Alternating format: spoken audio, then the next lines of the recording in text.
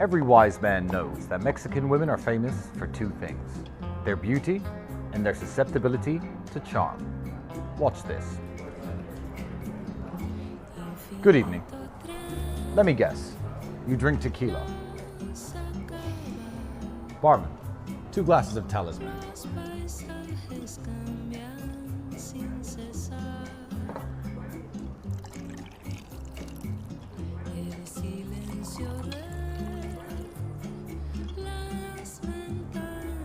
I'm about to wow you with a tequila experience that's going to take you back to your roots. When the talisman does tequila, we don't need salt, we don't need lemons. No fancy gimmicks. What you're about to taste is just the finest agave distilled to perfection. You know, just like your granddad used to make back in old Mexico. But babe, I'm German. Whatever.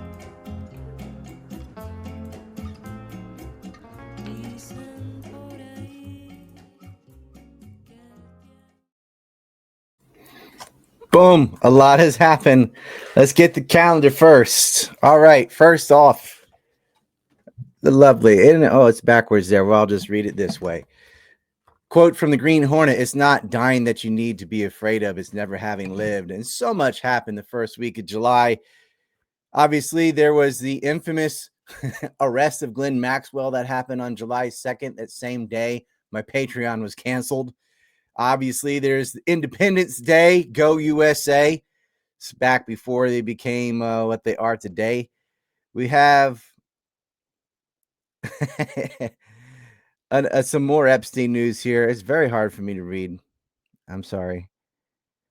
Oh, the Battle of Chippewa was on the 5th. And that is also the day the bikini was invented. And of course, on the 6th of July was the day that Jeffrey Epstein got arrested. It's also the birthday of John Paul Jones.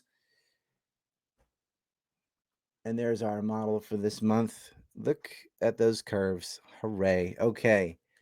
We got some Epstein news, and then I'm going to drop a video on Elon, Iran, and everything that's in the title as promised. So the Justice Department, these people, they promised, oh, look, it's on my desk. We have all these tapes, blah, blah, blah. I was just in a space with Live or something like that. And I'm like, you're not going to get anything from these people. She's like, oh, yeah, they're looking at it. They're reviewing all the QAnon excuses and stuff. Now they're saying he killed himself. And what tapes, what clients, what blackmail, that's all gone, right? In other news, the USS Liberty hit an iceberg. Nord Stream pipeline was spontaneous combustion. Gaza, that was just a giant earthquake. Hospitals are a threat to Israeli security. JFK shot himself. Like, whatever. Like, this is on that level is stupid. Epstein was murdered. He was part of a blackmail ring. He was working for the Israelis. God damn. Ari Ben Menashe, who was of Israeli intelligence, said that Maxwell and Epstein worked for Israeli intelligence. And it was financed by Les Wexner. That was his premier backbone, is people like Wexner and Leon Black. He was on the board of trustees for the Wexner Foundation, which was set up with the very first president, Rabbi Herbert Friedman, working for the Sonborn Institute, which included people like, the first prime minister of Israel, David Ben-Gurion, and the entire Jewish agency, Ted Kulik and the rest of them. It's all mapped up on that wall, by the way. That's who stole highly enriched uranium so that Israel could illegally make the bomb. This is before the French got involved. The U.S., through Zalman Shapiro and others out of Apollo, Pennsylvania, was providing the material needed for Israel's bombs, which they almost sold to South Africa. They only didn't because they couldn't agree on the price. You almost had more nuclear. And they're the only ones not signed on to NPT. Maybe Iran isn't anymore, but it's because you bombed them, and then the U.S. bombed them. Why should they listen to you? Stellar interview Tucker just did with the Iranian president, by the way. But I'm going to be talking about Epstein with Jeff and Scott, not my brothers, the other ones, Scott Ritter and Jeff Norman, soon on Thursday. So I'm going to have a mouthful on this. You guys have heard it. I'm like, oh, you want a list? The hell with that white binder. get this black notebook. This is the Epstein client list. And this is not just some lazy copy of flight logs or the black book. This is a client list. Being on an airplane is a data point. That's not enough. Being in a picture with somebody, not enough. Internal emails between yourself and Jeffrey Epstein bragging about what you did. Yeah, that'll do it. Do you think they paid $350 million out in settlements to victims, who were trafficked to nobody? The victims themselves are saying they were trafficked and tell you who they were trafficked to. And yet our government is saying there was no blackmail. There are no clients. There is no list. There is no anything. There is a list. It's pages upon pages. Verified. I have gone through each name. And this is the thing. I don't just have a list and a map. I can back it up and have backed it up. It's like, give me a name. I'll tell you why they're on the list and what they did. It takes like 9.5 hours. I actually did it with Sean Atwood one time. Not all at once. We did an hour and a half and then another hour and a half like that. It's like Andrew Tate said, not all, but most of these people are just drama farming. They don't actually care about the victims. They don't care about all those little girls who got raped and coerced. Young women too. They just want celebrities. This list is mostly hedge fund managers and bankers and positions like that. Boring. Where's Tom Hanks and Leonardo DiCaprio and Cameron Diaz? Well, they ain't in it. Sorry, but that's all they want. Same thing with Diddy. They just want to talk about celebrities having sex. They don't care that over a dozen billionaires are kitty fiddling and being rewarded with it. Some of the most prominent people Bill Gates, for example, presidents, 2 prime ministers, a prince. That's not enough because it's not Hollywood. And that's all they give a damn about. And they act like the flight logs. Nick Bryant did release some flight logs and a black book from Glenn Maxwell. That doesn't give you, that's just a whole bunch of names. Sergey Brin, people in those books are guilty. Some of the people in those books are not guilty. But we have dead right evidence. We have testimony from Epstein's employees, from the victims themselves, and from Denise George's lawsuit. We did get hold of some of the internal emails between Epstein and his clients. And we even have a goddamn massage appointment book, thanks Sarah Kellen, with all the who's who in there who are getting massages. And don't give me this Dershowitz crap of, I kept my underwear on. I kept my underwear on. Whoa. Sick freak. His story changed 3 times. It was a massage with his underwear on, and then it was just a back and neck massage, and then it changed locations. Like, well, I didn't get any massages in Florida. Well, that's not what you were asked. You were asked about what you did in Ohio. He's very clever with his words, very lawyer-esque. Sitting duck slaps in a dead Hamilton and says, yeah, what 666% fishing said. I'm sorry. I just had surgery yesterday. I can't fucking read. Let me try to change shades. Whatever. Send the chats anyway. I'll do my best.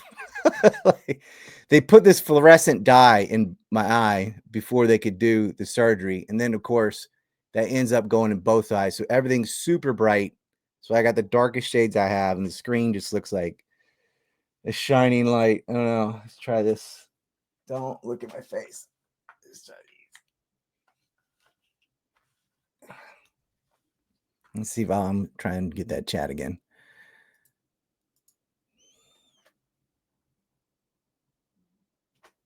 It doesn't really make a difference. I can't see. Maybe tomorrow that stuff will be out of my system and then one of my eyes will work. Whatever. That's wet macular degeneration. Hooray. I actually have the WMDs. If you have questions about Epstein, get them in now. We're on Entropy as well. We're on Rumble. We're on X. We're on BitChute. And a copy of this will be thrown up on Odyssey. And of course, ancreport.com and ryandawson.org, Substack. That's all the places need redundancy, because if we don't have redundancy, often we get the Shoah. Probably for talking about this stuff. We're talking about Epstein and his goons. No one wanted to listen, and nobody from mass media contacted me, and even the alt media is scared to death. They'll take what I said and water it down, and they'll be like, oh yeah, he was Mossad, but they can't prove it.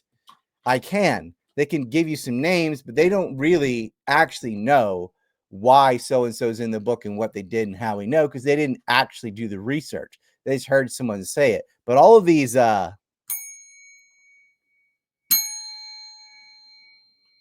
that list, we've got receipts.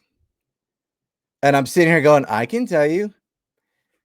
No one asked me. Candace Owen asked me about it? No. Tucker? Hell no. Like, they're getting closer to the sun, though. I'm like, why? But then I was thinking about it, and I tweeted this, and I'm sorry if this sounds harsh, but so many people are obsessed with celebrity gossip rather than justice. And I'm thinking, why did I even waste my time? Because it doesn't really matter. They killed 400,000 people in Gaza, and that didn't move the needle. Do you think raping some girls is going to move the needle? They raped prisoners. I mean, they shot medics on film and buried them. Didn't matter. Still giving money to Israel, still giving weapons to Israel. You have the loyalty. Trump, Hegseth, Huckabee, Dan Bonagina, they're all like just licking Israel's boots. It doesn't matter what they do. If murdering, like openly committing genocide in front of the world, celebrating it, by the way, all over Israeli telegrams and X accounts, if that doesn't move the needle, then the servicing billionaires with forced prostitution isn't going to make a difference. Although I would argue more people care about the sex scandals than they do the genocide. The pointless bombing of Iran, preemptive strike, that's an act of war. Assassinating scientists and off-duty officers and murdering everybody in the whole apartment, just their wives, their kids, and anyone else that was adjacent to them, because that's how Israel operates. They killed over 1,000 people in Lebanon, just blowing up residential zones, no big deal. But when a shockwave that hit a military target next to a hospital in Israel affects the hospital, oh my God, this is our reality. Oh, fuck them.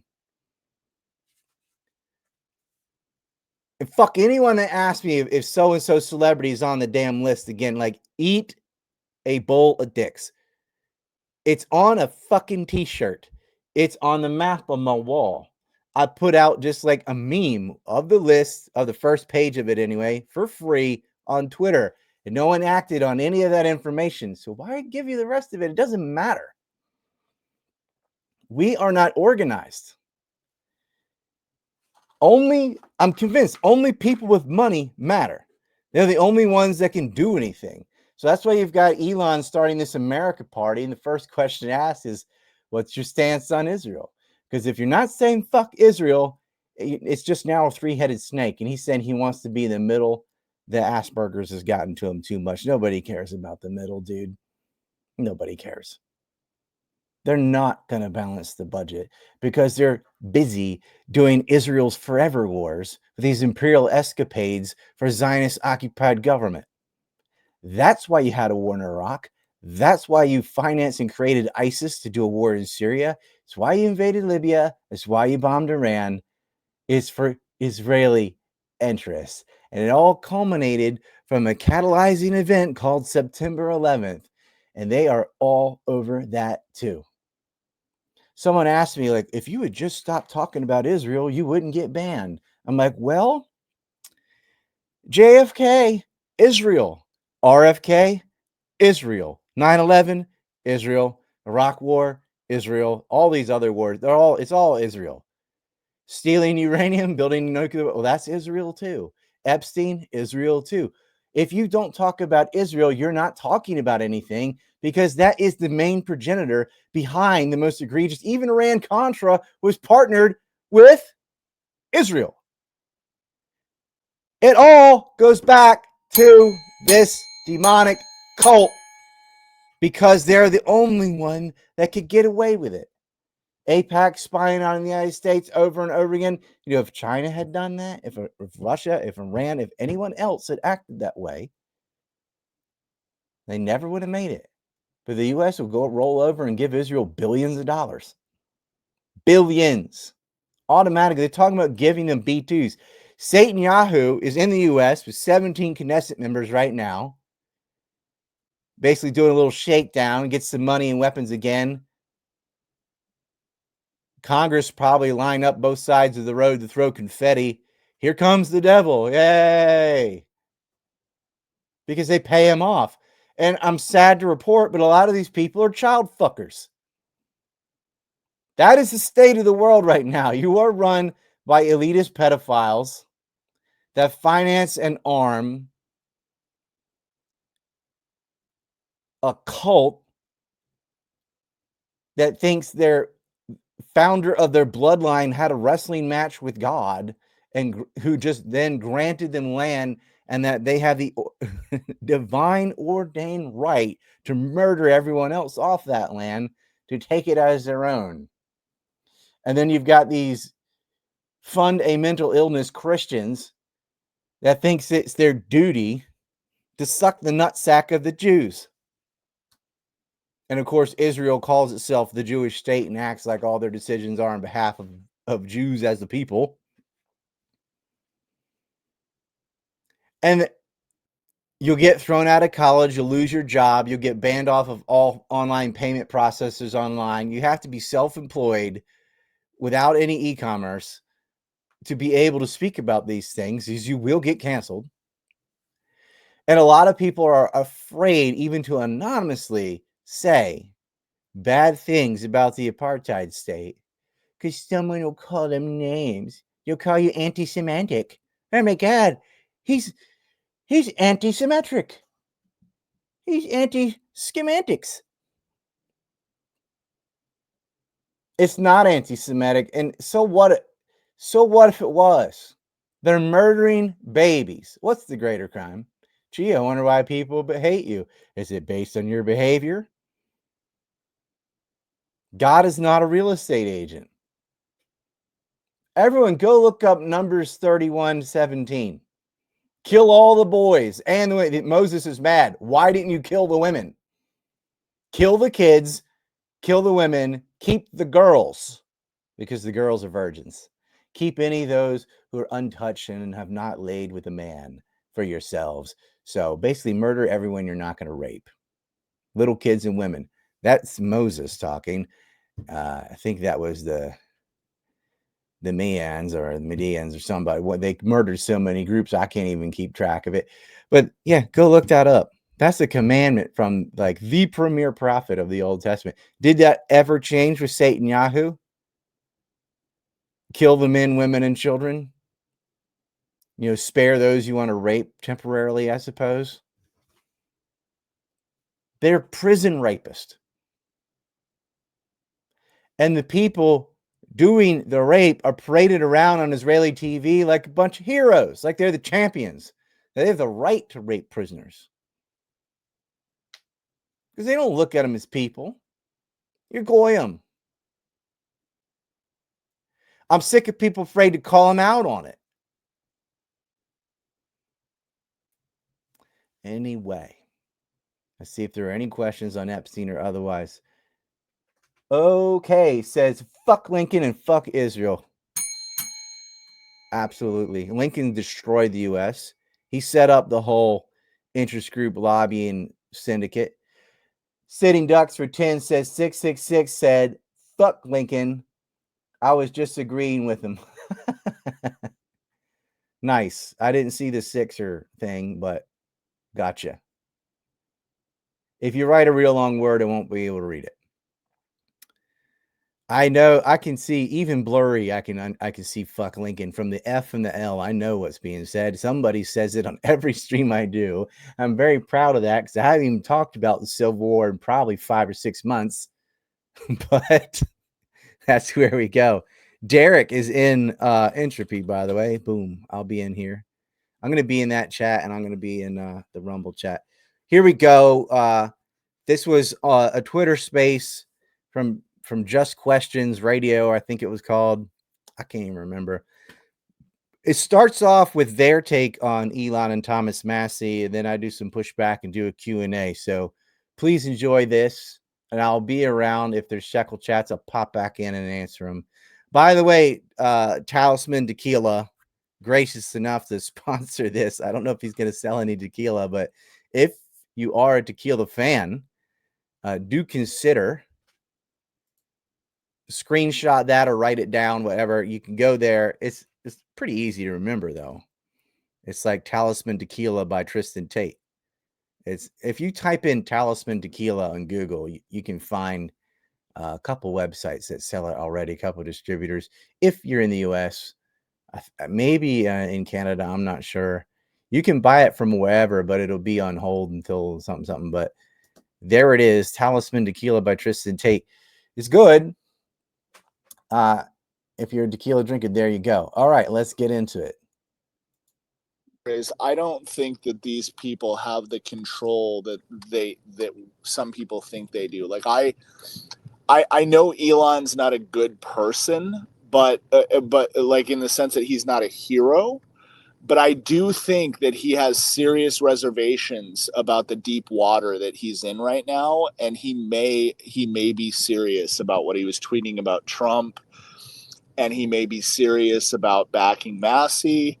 Again, not saying that he's a hero and not saying that he's innocent, because he was involved in all this stuff. But what I will say about Elon is that when you get into this deep water, you're either all in, or if you have reservations, you have one chance to speak out, or you have one chance to defect. And especially at this time in humanity, like if there was ever a time to speak out, it's right now. And that's what tells me that Elon could be real. And again, I get a lot of flack here for saying this. I really do. But the actions I'm seeing, Trump trying to deport him, Trump trying to shut his businesses off, all this stuff, him backing Massie, it seems like there is a fracture among the elites, and that could be just two warring cartels, like Ryan Dawson says. Ryan Dawson always says that there's two warring cartels. There could be a power shift occurring. Maybe that's it. But yeah, I just want to bring those counterpoints up. Certainly, 2 or 3 minutes actually. But yeah, I agree with Brazil, and yeah, it just, again, it's more Trump's. It's more rhetoric. Oh, I'm gonna do all this stuff, blah blah blah, and it just seems like a way to now all of a sudden, like Brazil said, get everybody behind the. She perfectly described it, behind the Trump Zionist Jewish club, and now you got everyone kind of. That's why I put my sword down on Massie until all of a sudden, if he's going to join with Elon, then it's just. He again, you can, whether you want to go with the Jewish thing, 11 of his 11 kids out of 12 are IVF. I think 9 to 10 Jewish mothers. He openly says, I put up in the nest if anyone wants to bookmark that Greg Reese video from yesterday talking about it. He's an open transhumanist. We know who he is, and it's just Hegelian dialectic, fake opposition 101 in my opinion. With this, I'm going to shut him down and this and that, and shut his stuff down, and now he's all of a sudden the hero and everyone loves him. There's just no trust in transhumanists in my book. Here's Ryan because on the spot. To me, Keith, real quick, it's to me like how RFK Jr. with all this making America healthy crap again. Like it's the kind of that is the same shill we are seeing right here. That and I'm not trying to label everything like that they're doing is they're against us and stuff. But come on, how many times? No, you're right, though. The dog can only flinch how many times we've been struck. Exactly, and I fully agree, because I always feel the same way. I'm like, I'm not trying to downplay or shoot down everything, but it's like I just do not trust Elon Musk. And RFK is the perfect example. He was built up to everything, and now he's talking about wearables and all this stuff. That's a great example. Yeah. Yeah, and we've gotten screwed so much. Like, how could our guard? It's the bread and circus to keep you going. And then they are the masters. And no, you know, they're not going to put us in immediate cages or anything like that. It can get to that one day, but a true master. Doge too. Elon let Doge in the back door with Palantir in the back door with Doge. He opened the door and rolled out the welcome mat. He paved the way. The Masons paved the way for the temple. Yep, I couldn't agree more. So I'm going to take Ian. Sorry, Ian, you're not as cool as Ryan Dawson. Take your name out of the nest. No, I'm kidding. But I'm going to take that out. I just want to bring up a quick quote. A master need not chain his slave to him, for their needs will chain them to him. They don't need to directly chain us. They just need to control everything. And they control a lot of things. Like I brought it up through like the little homestead talks, how these corporations are the agribusinesses. They have power over the electric structure, water structures, the banks. They control almost everything. And if not fully controlled, they have their fingers in it. Exactly. So I'm going to drop off co-hosts, and it's all about keeping us on the plantation. That's what it is for me. It's keeping everybody happy. That's why Massie going behind Elon. What would keep everybody happier than Massie, you know, being behind Elon? That would keep everybody on the Elon plantation, even though Elon says he wants, you know, everyone to own a robot within the next 5 years, and AI is going to take 50% of jobs, and he's an open transhumanist. But either way, enjoy the show, everybody. The lady should be coming up right now with Ryan. I'll drop off. Ian, if you want to just be, I guess, don't mind being de facto host for a few minutes while Lauren's coming up right now, that'd be awesome. And say hi to Ryan, everybody. What up, I'll drop Ryan? off to you guys afterwards. I'll be back after if people are still. Alrighty, Lauren, have fun. See you guys. Take care. What up, Ryan? How's it going? I have a different take on the Massie Elon thing. Let's fire it off, Ryan. I'd be very curious for your thoughts on all of this. I don't see it as Massie behind Elon. I see it as Elon behind Massie, which is very different. Elon is pretty politically ignorant. You see him flip-flop all over the place. You know, he's pro H-1B and a lot of stupid stuff. Like he was praising Trump for ending wars that Trump started. Like, oh yeah, you had peace with Yemen and Iran, and you were the one that started the wars with Yemen and Iran, and normalized relations with Al Qaeda in Syria, And you know, he goes and kisses the wall, and all that crap is true. I don't disagree with that part of it. But Massie is Massie. Massie has always said fuck off to AIPAC. He's always said, I want a balanced budget, in that kind of Ron Paul-esque way. And if Elon puts his money in, for whatever reason, because Elon does seem to care about deficit spending. That's what he had a rift with Trump, unless you think it's all pretend or something. But he's like, you can't add $5 trillion to the debt. It doesn't matter if a fraction of that goes to a border wall, whatever, because you could pay for that anyway without increasing the deficit that much. So if he's going to back Massie for that reason, all his other crap's not going to affect Massie. All his Zio shit, Massie's already rejected all that. So if you put money in, not because he wants to back the anti-AIPAC guy. He doesn't care about that. He just wants to back the balanced budget guy. But take the W, because if he puts his money in because the balanced budget is that important to him, cutting funding, and it is. I mean, that's why he made Doge and all that shit. Then Massie still gets reelected, and it gets more Massie-esque candidates. He says he's going to start primarying all these Republicans that vote for the big, beautiful bull. So I'll just take the W, man. Like, if Elon's going to do the right thing for the wrong reason, let him. So Ryan, out of curiosity, and then I'll turn things over. I know we got Lauren and Bliss up here, but so when it comes to Elon, I mean, I would point to the mothers of his children, their ethnicity. I would suggest perhaps the attachments that he has not only to X but also SpaceX and the Boring Company doing the underground tunnels and brain chips and PayPal and crypto and all these other things that he's kind of pioneered that just conveniently align with and grifting about terraforming Mars and all that. I mean, he says dumb stuff. Yeah.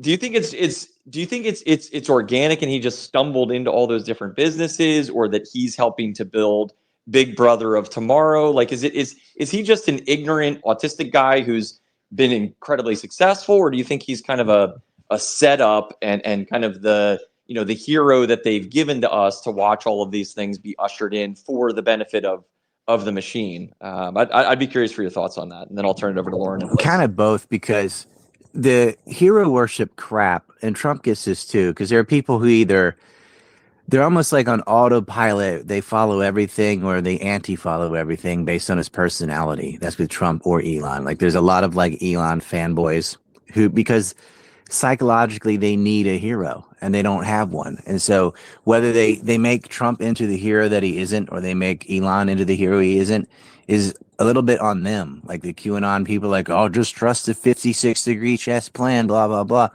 And there are people who think Elon's some super genius that he definitely isn't. I mean, you've heard him talk, you've seen his stances on things. He's not a moron, but he's not a super genius. He's rich. His father had an emerald mine, and he would get in, and he failed a lot of things. But a lot of rich people fail at stuff before they succeed at something, and that's normal. So pointing that out is like, okay, that's not unusual, actually. And so he failed at a bunch of things, and people go, see, he's not a genius. Well, that's often the case before somebody succeeds at something very well. I will side with Elon on one thing. It is free speech. Like, I was not allowed on anything for like 2 decades. I've been banned since MySpace. I was banned on AOL. I've never been allowed on anything. And Elon brought me back on Twitter. So hey, that's what I mean. Like, he can hold all the dumb positions he wants, have a bunch of baby mamas, thinks he's going to Mars, whatever. As long as he holds the free speech and he wants a balanced budget, if he's right on 2 things and wrong on 98, I'll take it. Because look at, like, we're so far in our own end zone. A few years ago, it was like pregnant men. Okay, that's how bad it was. In the age of paper straws and stuff. Like, it is better than that, which is not saying much because the bar is so low, it's underground. It's so deep underground, it hit John McCain in the head. But that's where we were. So is it an improvement from that? Yeah. And if he'll back Thomas Massie, hooray. Because with him backing Trump, it was like, well, better than Harris. Nothing to get excited about. Thomas Massie's a real G. If you could get Massie, Matt Gaetz, the Ron Paul kind of types in there, that's what we need. And anybody anti-AIPAC, that's what we need. Because that is the linchpin of their power, is the lobby. Ian, did you want to chime back in on that? I mean, look, I couldn't agree with Ryan more, and the piece on Elon, I really just I don't know. I feel like I've seen enough that I think that it has to be somehow for the benefit of the machine. I do leave my mind open, and I hope that I'm wrong on that, and he is sincere, because I do think, and I put up a post about it, basically suggesting that he could be Caesar, and certain people for a long time online have suggested that there needs to be an American Caesar that basically rides in and says, hey, we've got to redo all of this from the ground up. And when you think of the financing required and the capabilities that you would need to have, well, I mean, he's got them in spades. He's got not only the money, but he's got the technology platforms. He's got Starlink.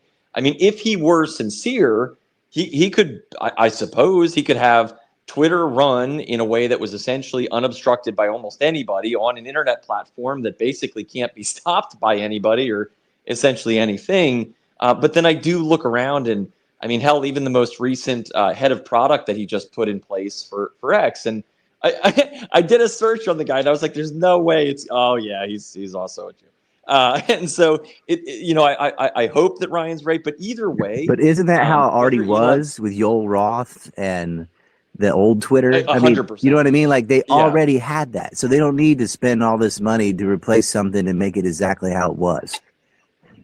Yeah, no, it's a great point, and that's it's just indicative, right, of the control that is exerted. But if there is a person that I do think could be the linchpin, it would be Elon. So somewhere in the back of my mind, I hold this glimmer of hope. But either way, if Elon is just putting attention on Massie, and Massie is the guy who went on Tucker and said, hey, we got a real problem with AIPAC, then whether he's a plant or not, to Ryan's point, take the W.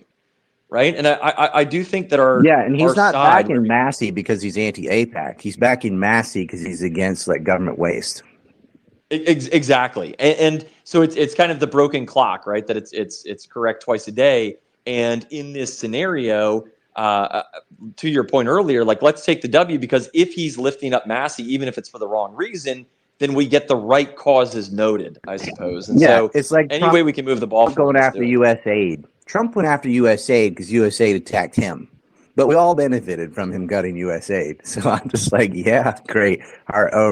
His narcissistic interests finally overlapped with something that's in the U.S. interest. Just take the W. Yeah, I couldn't agree more. And Ryan, one last question I throw over your way, and then would welcome Lauren and Bliss grabbing control. But if we use, let's say, Massie or this development with Elon as kind of microcosms, it does feel like, in spite of all the control that the machine is trying to exert, that the narratives that people like yourself have kind of been ringing the bell for 2+ decades about are really starting to make some pretty monumental strides. And people are starting to notice the patterns. They're noticing the subversion. Maybe the world can get, genuinely aware of and then ultimately resolve this problem. Do you feel like, at 50,000 feet, do we feel like we're winning and we're not? It's just kind of it's the latest ploy from the machine? Or do you feel like the world is actually starting to go in the right direction, and maybe somewhere in the not so distant future, we might get, at least, if nothing else, a national conversation around this topic by either the politicians or the mainstream media? Well, for sure, we're losing less than we were before. And I think two major things that you can point to, I look at the rhetoric for Iraq War I versus the rhetoric for Iraq War II. The first Iraq War, when they lied about babies on incubators and Tom Lantos and all running around with their Hasbara, it was just 100% agreement. Everybody had a little yellow ribbon, blah, blah, blah. By the time Bush the Lesser gets in, and this is because of the internet, there was a global protest before that war started with millions of people, still not enough, that opposed that war. In France and Russia even opposed that war. Jacques Chirac did the case, and they were like wanting to rename French fries the freedom fries. They're so mad because they weren't all on board. Then you go forward to Syria. It was so bad because they messed up and lied about WMDs in Iraq, they couldn't get boots on the ground in Syria. So they used al-Qaeda proxy forces. They still got the job done. But you can see their power, what it was, in 91 compared to now, they have been losing ground. They're still in charge, though. But you can see this slope. But when Elon liberated people on Twitter, like a lot of people, I like how you said ringing the bell, they'd never heard any of these things. Now I'm hearing people come to me and talk about the dancing Israelis, or talk about NUMEC, or talking about the Patria or the Liberty, and things that just were not part of conversation until basically like the thought leaders or whatever, for lack of a better word, the people who have just been banned and relegated to the basement finally got to speak again. Then I'm hearing my own talking points being like ranted at me. So like, this is great. I've never seen more people noticing in my life. But I don't know if noticing is enough. You have to have the reins of power, because look at Occupy Wall Street. Everyone knew what was going on there. That's the whole thing. Oh yeah, plutocrats, Wall Street lobby. They protested for months and it didn't matter. But I think that's just the wrong strategy. That kind of theatrics, like Hollywood wants you to think, oh, the Vietnam War ended because a bunch of hippies ran around with signs. Nah. With the protest in Vietnam is because of the draft. That's it. And protesting, yelling at buildings is one of the lowest, non-functional, stupidest ways to oppose government. You have to lobby, and we're not. AIPAC does, UDP does. You watch what the winning side does. They're not out there in the streets with signs. They go in the building like grown-ups, coat and tie, and talk to the lobbyists. Our side isn't doing that. And you don't have to lobby with money. You can lobby with numbers. You can do divestment and so on. And that is why they're cracking down on college campuses and stuff. They don't want us to be able to organize. But the biggest organizing factor was never like students or anything. It's always been the web, or it would have been if we weren't all banned off of Meta and YouTube and so on. X and I guess to a degree Telegram and Substack, you could argue, but mostly X is why you can have these type of conversations we're having now. I would never be able to reach an audience like this prior to Elon Musk's liberating X. I would not be able to network with the people I've networked in the last 2 years if I hadn't been allowed on at least one social media outlet. And so you got to give them props on that. And that, as I think, is increasing the noticing. But I mean, goddamn, they committed a genocide and still are in front of the whole world. They're shooting people going to get food, and that doesn't move the needle. Well, I'd argue it is moving the needle. It's not moving the needle in the U.S. with your Zio-Christian bumpkin, like, you know, closet homosexuals like Ted Cruz. They're like, the Bible says, whatever. But, you know, when you get to like outside the U.S., Corsica just recognized Palestine 2 days ago. I mean, that's a step toward France doing the same thing. And you had Norway, you had Ireland, you had Spain, you had Armenia, you had Slovenia, you know, European states recognizing Palestine. Most of the rest of the world already has. But it's like, what is kind of abstract? What does recognition mean? Like, if you're not getting aid in, if you're not sanctioning Israel, it doesn't matter. And only a few states, like I guess Bolivia and some others, have done that. But like, the hammer has to come down on these Gulf Arabs and the rest of it. And I think it's going to be a combination of things that lead to victory. Like, first of all, they did it to themselves because of their own hubris, biting off more they can chew with Iran. That was a stupid move. Bibi did it. For the first time ever, I agreed with Bibi. I'm like, yeah, do that. See what happens. They got slammed by ballistic missiles. Like, pieces of Haifa and Tel Aviv are still in rubble. And I was there saying, yeah, bomb it till it looks like Gaza. Because it's not a Netanyahu problem. It is a society of Israel problem. Like, they are socially a backward, demonic state that just, you know, thinks they have the God-ordained racist right to annex land and shoot people's children. I just have no sympathy for them at all when they're getting bombed in a war that they started. So physically, they're in trouble right now. They've got the tiger by the tail. You've got a lot of the world turning against them. You just had China sell like 40 AWACS jets to Iran. So yeah, come at bro again. It's not going to work. You have the actual MAGA, like, you know, America First type, really American interest type MAGA going against Trump. Trump's MIGA. He's Make Israel Great Again. Well, you can't really say again. So just make Israel great. He's going to lose half his base, which never happened on the other side. When Genocide Joe was doing this, it was just some like far leftist identitarian college kids protesting the genocide. Everyone else sat on their thumbs. Maybe Bernie or whatever, but almost everybody on the left just watched it happen, just watching children die. And Trump just gave him another $500 million and a $94 million Hasbara propaganda package. So, you know, we're still on the defense here.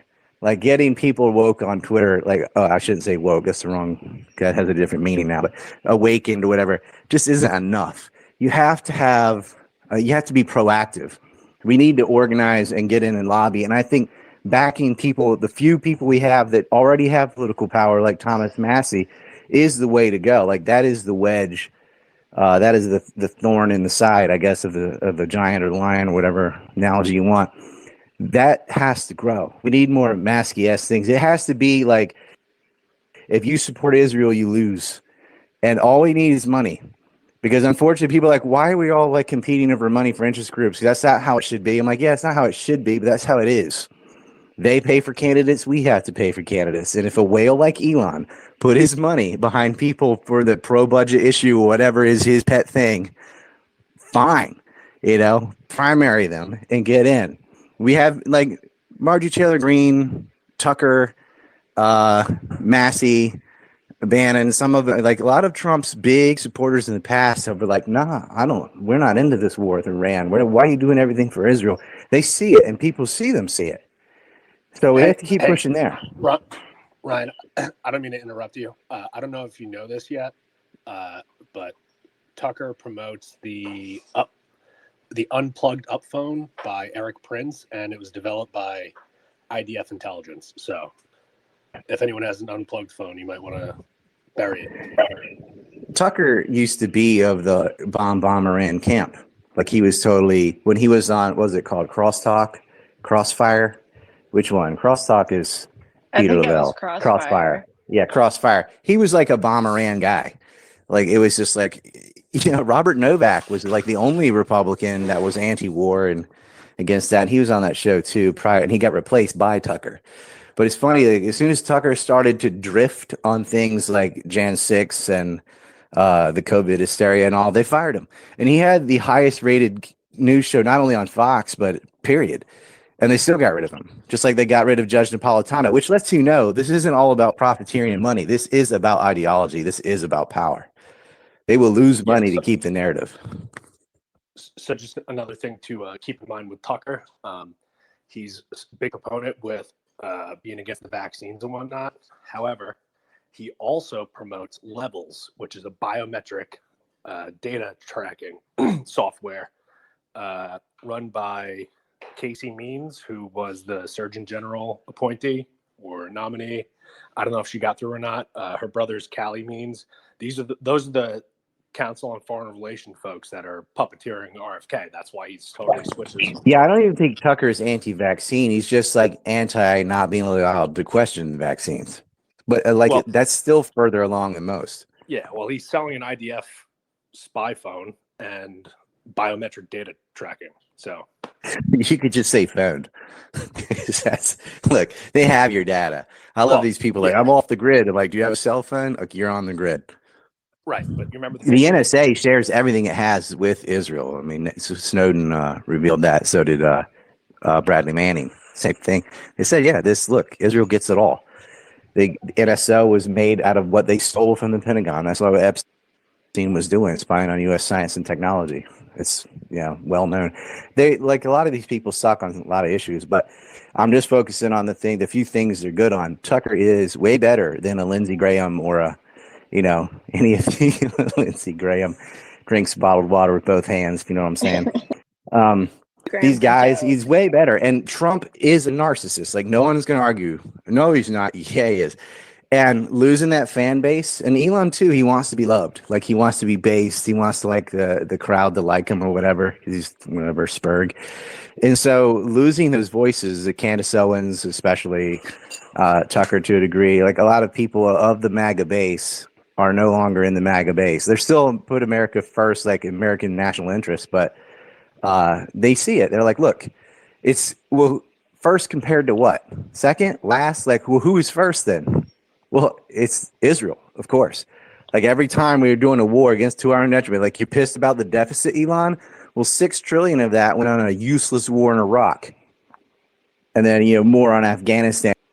Like, you're fighting the Taliban because Al-Qaeda members from Saudi Arabia attacked on 9/11, allegedly all on their own. Not. And yeah, there's $6 trillion of it right there, plus interest. And then you add the Syrian war, the Libyan war. Like, all these things are from a script right out of Netanyahu's book. You can go back and see it all through 2001 and 2 when they were lying about anthrax and lying about Iraq and Iraqis meeting Atta in Prague and all that crap, from Fred Barnes, dang, Gary Schmidt, dang, William Safire, dang, like, you have a bunch of Jewish neocons lying about this crap. And it started a war. Like, that is against American interest. And all these people are like, good, oil. It's not for the petrodollar. It's not for oil. They already had the oil for food program. You don't need to go. It costs more to steal it than it does to buy it. And the oil imports don't increase before and after the Iraq war. It had nothing to do with it. But that is a swerve to avoid talking about Israel, because it was 100% from Israeli interest that war got started. Every single lie. They didn't come from Exxon. It's not coming from BP. It wasn't coming from any kind of oil company or energy company. It was coming from the OSP, the Office of Special Plans. When they lied about yellow cake uranium, Michael Ledeen, ding. When they lied about chemical weapons under the palaces, that was William Safire, a neoconservative Jew, ding. When they lied about aluminum tubes, with Judas Miller, or when they lied about anthrax, of course. Like, it's just them, Richard Pearl, Doug Feith. They cherry-picked and fabricated these lies. This is a guy who got caught spying for Israel, and he's the chairman of the Defense Policy Board under Rumsfeld, and he picked a cadre of neoconservative Jews, and they're all lying and saying, oh, Saddam this, Saddam that. And here's the kicker. Every single thing they accused Iraq of doing, Israel is actually guilty of doing. They have a secret nuclear weapons program acquired by stealing uranium from the United States. They, quote unquote, kill their own people, rape rooms, all that stuff. Every lie they said about Saddam is true about Israel. And that's the classic screaming in pain as they beat you. Every accusation is a confession. Yeah, That's absolutely true. That's what Christ said when he's talking about, everyone quotes John 8:44, but he says, when he lies, he speaks his own language before there is no truth in him. Lying in their own language is the King James version. What he means is like what he said actually is of his own nature, meaning he is projecting his own crimes on others, things that he is guilty of himself. So that is something that whole, your accusations or confessions, is something that people have been saying for thousands of years. It's been noticed.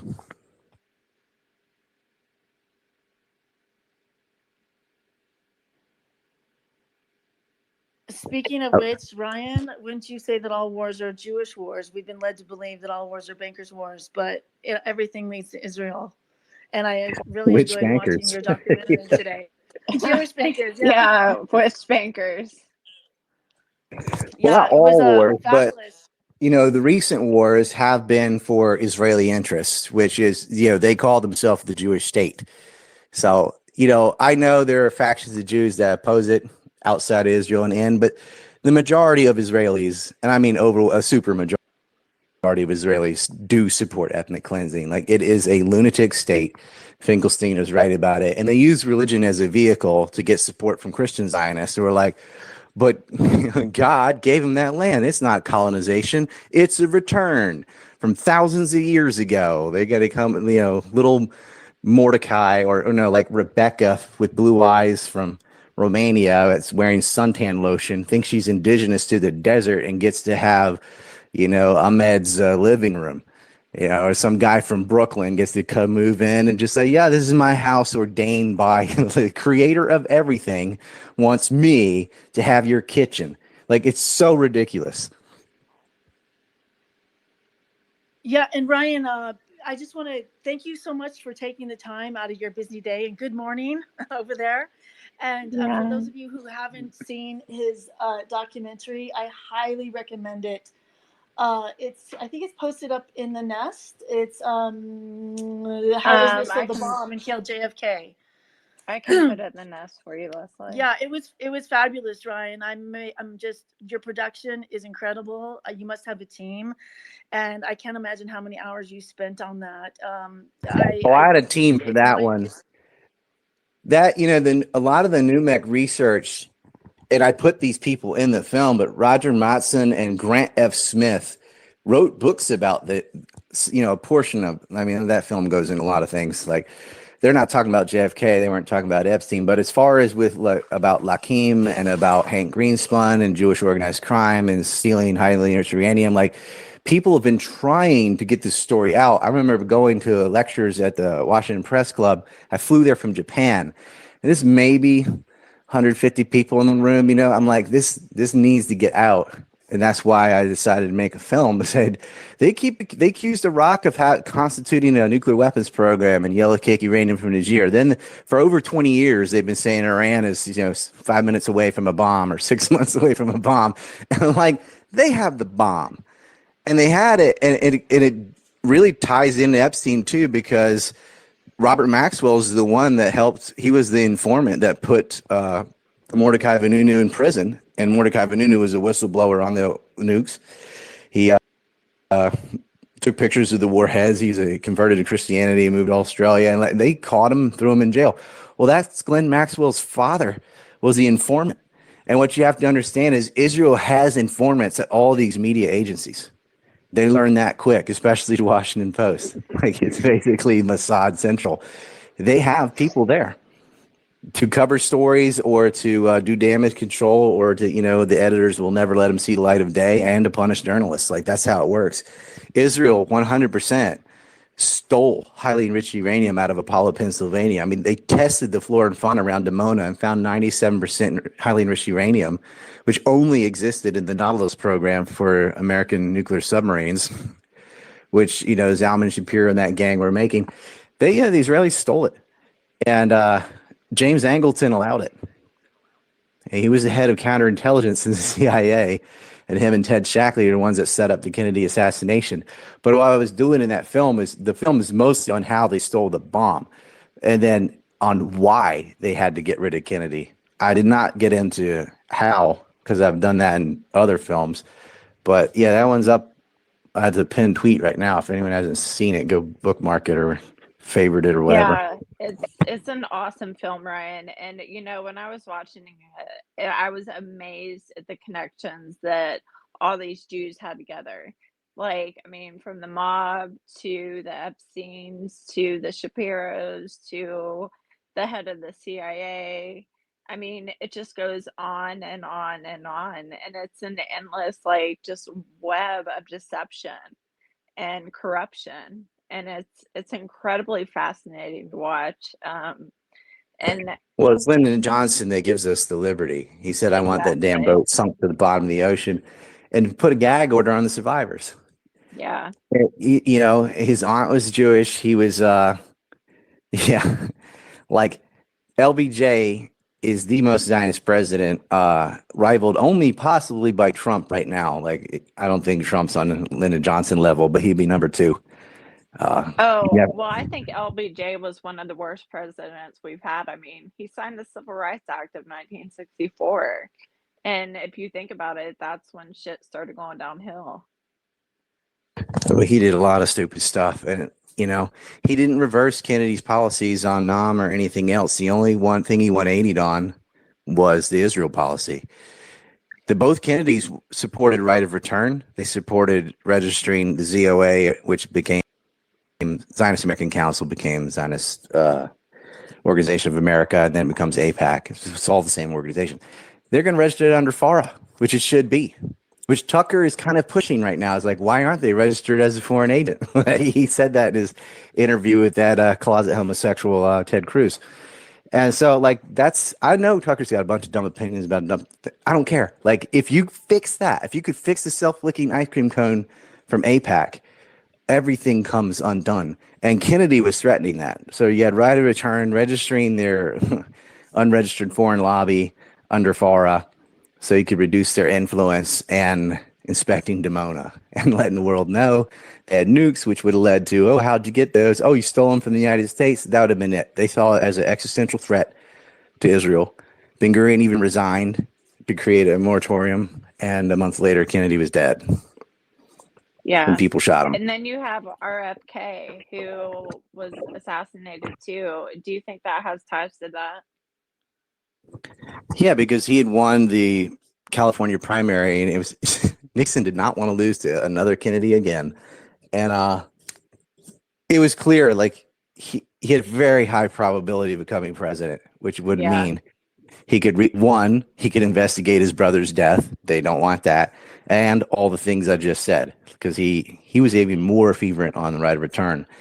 And so he gets killed allegedly by a Palestinian Christian.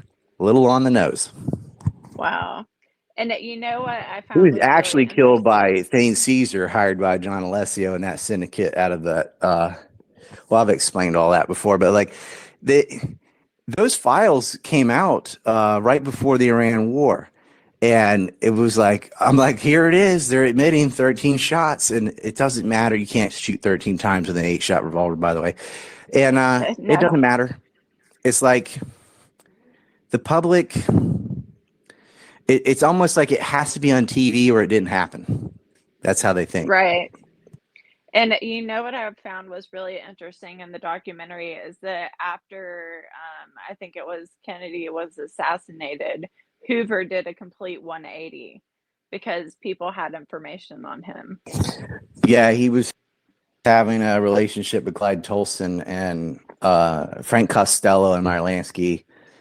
Well, both Lansky brothers, actually. They had the goods on him, but he did. And I document that because at first he really was supportive of Carl Duckett and Hayden and the rest of them. And then suddenly he reversed course completely. Yeah. And we all know what they had on him. Amazing. Everybody knows. Oh yeah. And that's the thing. Hoover blackmailed people too. So did Mickey Cohen. Mickey used to be, he would blackmail celebrities. And the Federal Bureau of Narcotics was doing this weird thing, Operation Midnight or Midnight Climax, something like that. They were doing this weird experiments, giving people low doses of LSD and watching them have sex and just crazy stuff. And that was George White. Was the head of that. He was the head of MK Ultra. And George White, we used to go back and forth to the airport to pick up Santos Traficante when he's a mob boss of Tampa when he was working with the Jewish organized crime in Cuba, with that syndicate. Well, like so he would go back and forth in the airport with Traficante, and they would get picked up. But Jacob Rubenstein out of the outfit, the guy that shot Oswald, his buddies with the head of MK Ultra, and also the head of really all of Florida mob boss eventually. That's incredible. And there's no more hiding in MK Ultra anymore. Like that's out and about. Well, that was a real thing. MK Ultra is real. MK Naomi's real. All those MK programs are real, unfortunately. Yeah. For those who don't know, Naomi is like MK Ultra, but on kids. Yeah. Sidney Godfrey, Ding. What is that? Can you explain a little bit more about that? They were studying mind control, and the results basically were like, you can drug and you can hypnotize, you can do all kinds of stuff. But at the end of the day, the most reliable way to get an assassin is just give them $100,000. Like after all this research and work, they realized, paying people is more efficient and reliable. So that's what they do. That's insane. One of the questions that came up that I was curious about is why didn't subsequent presidents, including Nixon, Carter, and Reagan, revisit NUMAC issue despite nuclear nonproliferation efforts? I mean, I'm curious, why didn't any other president after that try to go up against this? I mean, maybe you can elaborate on that. Well, they didn't declassify those files till 2011 and 2015. So some of the results that RFK and his team got were not privy to anybody. And I think you think the president could look at it, but I don't know that they even knew what to look at. Like Carter, for example, you'd think. But no, Reagan and them, they were so focused on the Soviet Union, the Cold War, and other things, they weren't going to relook at what happened to Kennedy. A lot of people just sort of assume the CIA killed him because he didn't give air support to the Bay of Pigs, which is not true, because he did give air support to the Bay of Pigs, whatever. And that sort of that became crystallized as the kind of official, unofficial like conspiracy story because of the film RFK in the 90s. There was like, oh yeah, the CIA did it because they don't mention Israel in that at all. When they did totally dismiss the mob, like, you think the mob could cover this up? Like, the mob doesn't have to cover it up. The mob is the expendables on the lower end that does the shooting. The upper end is the Israelis, and yes, they can cover it up, absolutely.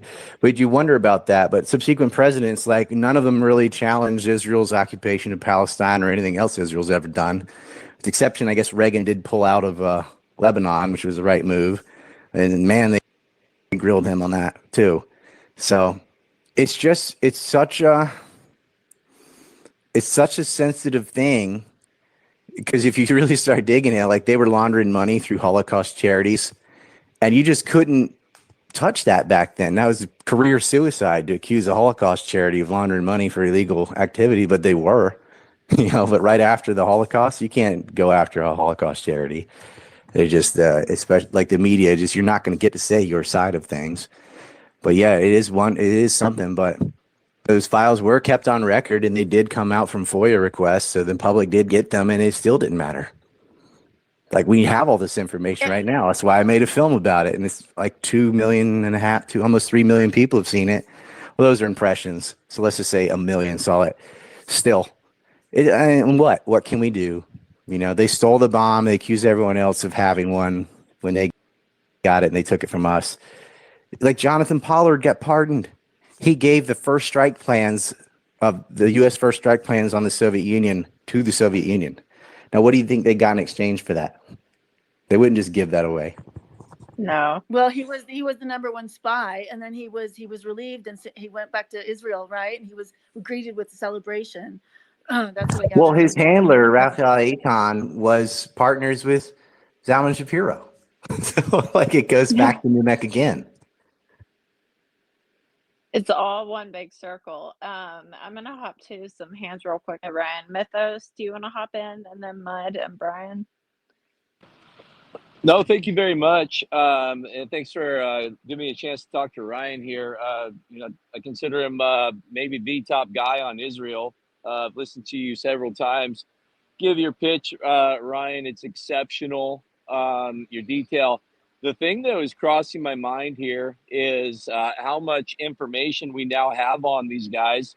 We kind of were pattern noticers, right? We understand what time it is and what they do.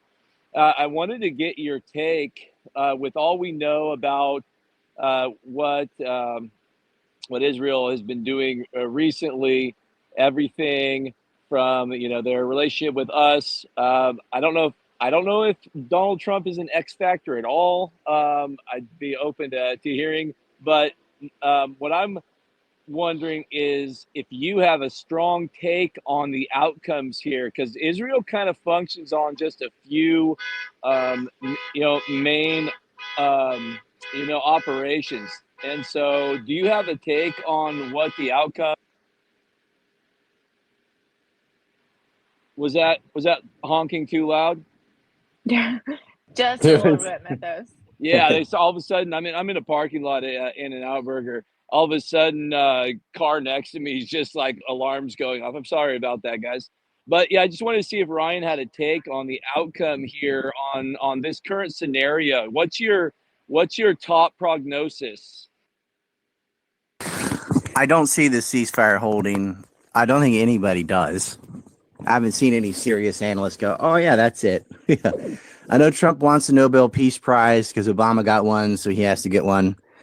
It's funny. It's like I ended a war that I also started, and I started it under the auspice of making a deal, and they secretly struck them, assassinated officers, had drones take out air defense systems. And then when they started to lose, Trump goes in and bombs them too, preemptively, while saying, hey, knock it off. We can make a deal. And, as a result of that, the first thing is the IAEA is gone. That's already happened. I said that as it was happening, though. Like, they can never get in because they were being used as Israeli spies. So you have no International Atomic Energy Agency. And they really co-opted that because the IAEA said Iraq did not have nuclear weapons. And they're like, hey, you're not supposed to say that. You're supposed to lie. So, they put in Gosser and these guys. So and they lied about the Syrian gas attacks. I mean, it was just white helmet style propaganda. So as a result of that, you can forget about negotiating with North Korea. Remember back in, I think it was 2018, Trump goes to North Korea. A lot of credit to Moon Jae-in, really, the president of South Korea that arranged all that and got no credit. But you can forget it. Like, you can never get them to denuclearize now. After what they saw in Iran and Libya, they're not, they're going to double down. They're going to make more nukes. You ruin that forever. You ruin the inspection process forever. And you really ruin your ability to make deals. Because if you're in the middle of making a deal and then you use that as cover so that Israel can attack, which he was well aware they were going to do, then who's going to trust you? How are you going to negotiate with Ukraine and Russia or anything else when everyone knows you use deal making as a tactic to start wars? So he has just destroyed what little credibility the U.S. had left to talk things out and negotiate. You saw him talking about tariffs with Japan. They're like, we're not reacting to you because you change your mind from day to day. So we're not even going to respond. He says he got some deal with Vietnam. He probably bullied it in, but no one can talk to him anymore. So that's the first effect that's coming out of it. Secondly, Israel's bitten off more than it can chew. They don't have enough interceptor delivery systems. They're really low on interceptors themselves. They don't have an answer to the ballistic missile attack. They're probably going to try to start beef with the Azeri population within Iran, with Azerbaijan. That seems to be something they're mulling over. They don't have a lot of moves because they don't have a counter to the barrage of ballistic missiles. The combined effort of all the defense systems, like of France, the UK, Jordan, the United States, and Israel itself, couldn't stop it. And and the Houthis are still sitting large too. So will they pick on Yemen? Maybe. Will they continue to ethnically cleanse Gaza? Yes. They're supposed to have some agreement tomorrow. They've broken every agreement they've ever made, and it's really too late. That place is rubble. They've flattened Gaza City, Khan Yunis, and Rafah. There really only was 3 cities. They're saying, Harvard's saying 400,000 people are missing. That's why when Trump was saying 1.8 million, okay, why do you keep saying that number? It's 2.2 million. What happened? What happened to almost 500,000 people? Well, they just murdered them. They murdered whole families. And the West Bank, and they're already attacking Lebanon too. So they learned not to mess with Iran yet, but they will continue to ethnically cleanse all their neighbors, and the U.S. will pay for it. It sucks. And of course, Trump's going to have to say we destroyed their nuclear weapons capacity, because the whole pretext for the war was Iran was about to make the bomb. It's not true, but they can't say their real reason. The real reason is Iran is supporting proxy forces, aka Hezbollah and Ansarallah, or the Houthis, a lot of people say. And those groups are resistance to Israel's ethnic cleansing and land annexation. Well, you can't go to the public and say, we want to ethnically cleanse people and steal their stuff. You have to say, oh, Iran is about to make a bomb. We can't let them. It's the whole, we can't let the smoking gun be a mushroom cloud, or we got to get them over there before they get us here. The kind of crap Dick Cheney and Connie Rice pushed on people back in 2002. It's the same rhetoric, same playbook, same characters. Netanyahu is the continuity between all events. So they're going to lie, and it'll work, because we never learn. And I noticed too in your documentary, and I'm sorry, there's a lot going on here. I was thinking, I don't see Iran in any of your in the documentary. Maybe you spoke about it a little bit. So that brings me back to like current events today. Like, where is Iran in all this? It's kind of like, look over here while we do this. We're going to distract you with this while we do what the Jews do, and create more genocide and rebel and rob and pillage countries. So maybe you could explain that a little bit more. That documentary that you saw on Numek is all about the past. So starting from the 50s up, Iran had already capitulated up until the revolution in 79. They were on Israel's side. The pipeline from Haifa to Eilat is co-constructed by Iran. They used to work with the Israelis. They actually sided with them on the Iran-Iraq war. The U.S. gave weapons to both sides.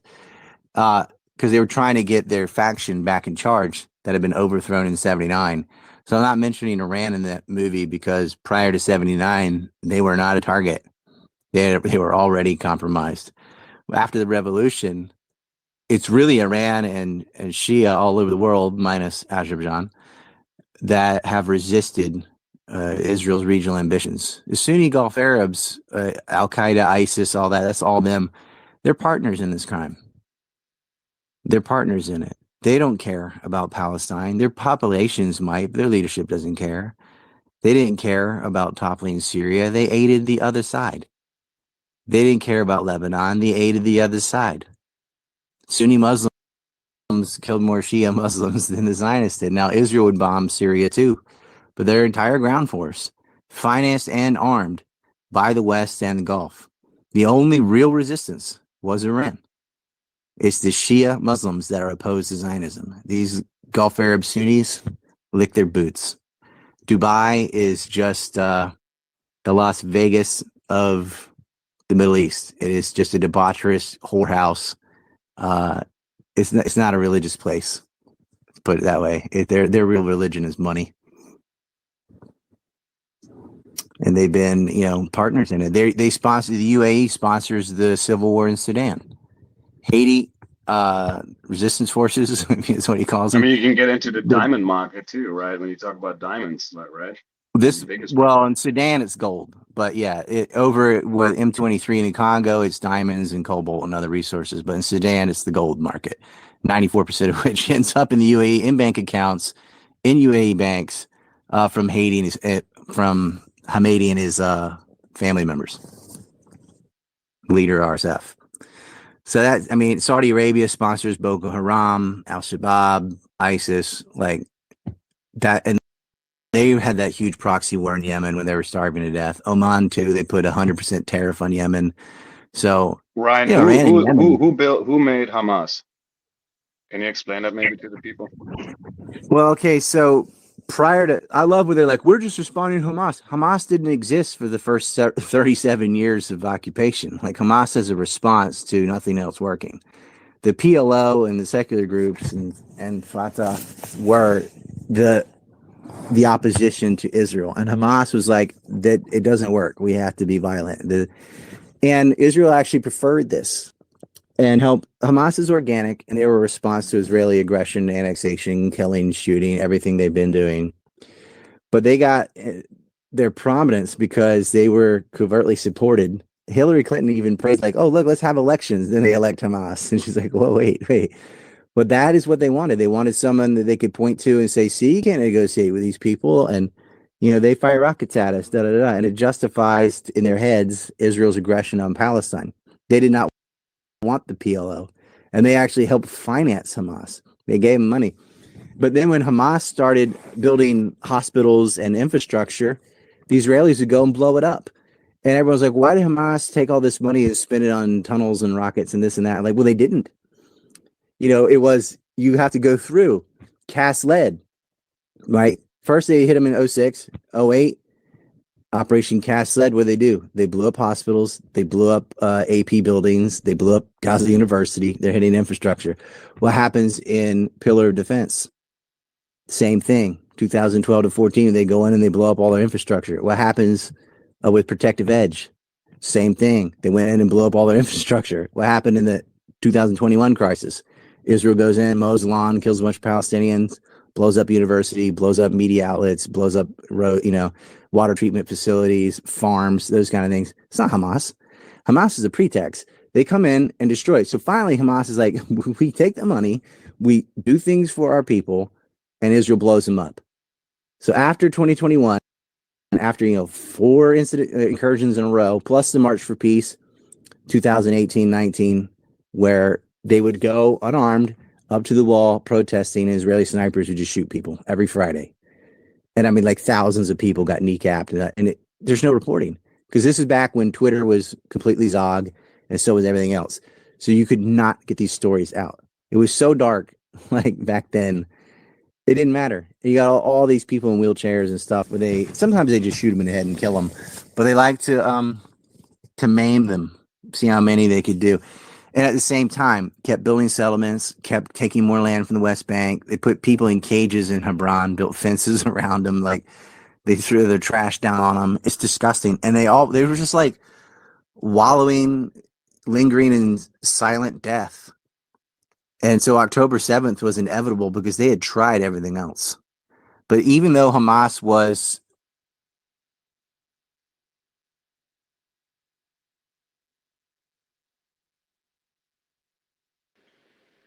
Ryan, I think you cut out.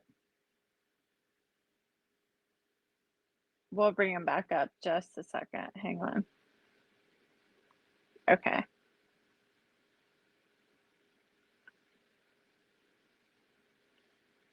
Ryan.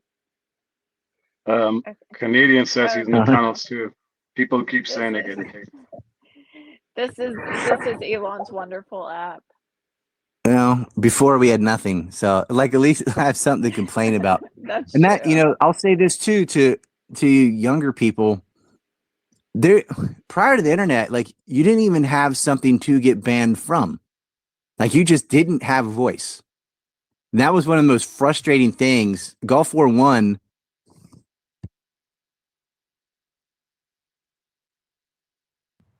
He got cut off again. You got him again. Damn, what's going on? This is crazy stuff here. I don't know. The X-Bread is it on? I'm on JQ. Yeah, nobody else is on JQ other than nobody's on this. So you're back on, Ryan. It's on, Ryan. Yeah, I'm back now. I was trying to say prior to like I've been blanket banned. I think I was the first blanket banned person, but prior to that, there was nothing to even be banned from. Like you just didn't get to talk. It was whatever was on TV. That was it. You do a little op-ed in the paper. You could try and make a magazine to go around to your neighbor. You couldn't talk. So as much as we can complain, like, oh, I got kicked off this, I got kicked off that, at least there's stuff to get kicked off of. Before, you had zero voice, free speech at all to reach people. And now we somewhat do. And this app is wonky and whatever, but where else am I going to do it? I'm not allowed on Meta. I can't use YouTube. Can't use I can't even use Live Leak, Daily Mode, none of that stuff. Go on Rumble, I suppose, but the audience really isn't there yet. But anyway, I was saying about Hamas was they started as the militant group that Israel preferred, but they changed course and they did build infrastructure, and they did spend money on hospitals, especially much needed, and electric grids and thing, and Israel would go and blow them up. They created a dependency where Israel can turn the light switch on or off. Israel can turn the water on or off. And they're like, well, why don't they just build their own? They did, and Israel blew it up. Even when an American company like a Coca-Cola put a bottling plant in Gaza, the Israelis blew it up in 2021. Like, why are you blowing up a Coca-Cola plant? They don't want them to have jobs, infrastructure, or outside money. So they blew it up. And you have people boycotting Coke.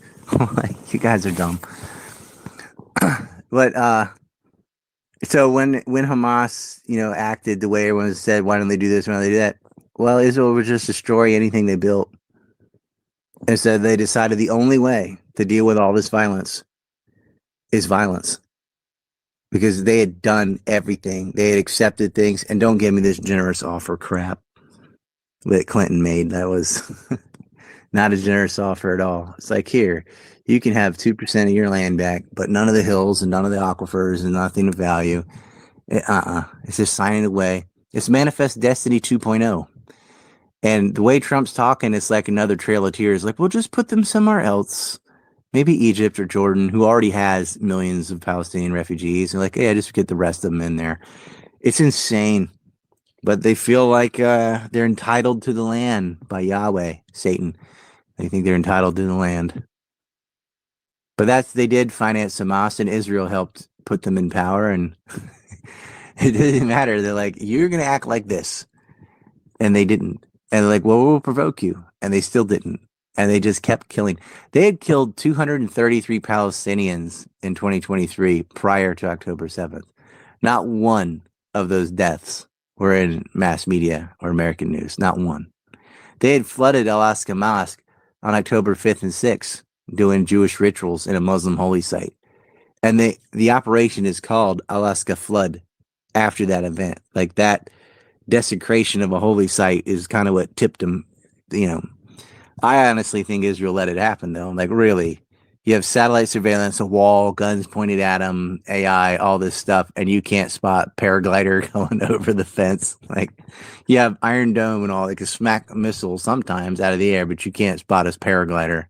And they just got a bulldozer and rammed a hole through. Like, maybe they are just really incompetent, but they caught them schlepping and killed about 600 of them, and then another 600 got killed by the Israelis themselves in the Hannibal Directive, where they just started slaughtering potential hostages, killing their own, and then blamed it on Hamas. And that lets you know, like, they got to get the death toll up higher, because the whole plan is they're going to wipe them all out. So then you get all these stories about beheaded babies and raped, and they raped the corpses, and then the corpses got pregnant. Like, it was just lie after lie after lie. No babies got beheaded. No one got raped. None of that stuff was true. Soldiers got killed, and a lot of civilians got taken hostage or got killed by other Israelis so that they couldn't become a hostage. And they could have all those hostages back in a day just by releasing Palestinian prisoners, which they sort of did that November. Remember, they exchanged hostages and got hostages home, and the Palestinians got theirs home. And then the Israelis just go and arrest some more. So that they're like, well, we're not doing this again, because you're going to release the hostages, we're going to release ours, and then you're just going to arrest a bunch of people and make them hostages again. So Netanyahu ruined his ability to get the hostages out, and that's been to his own detriment, because a lot of the families that have family members stuck as hostages in Gaza are kvetching and why don't you get them out? Why don't you get them out? They're probably dead. We know a lot of them also died from airstrikes because Israel's just randomly blowing up, anything with a roof. So a lot of their own hostages have been killed because they never cared about them. Their whole plan the whole time was to cook up a pretext to where they could just genocide Gaza and steal the territory. And that's what they're doing. Yeah, and that's really sad, Ryan, that it's come down to this between those two countries because, Israel was given a place and they're just land hungry, and that's all they want right now, is to take back land that isn't really rightfully theirs.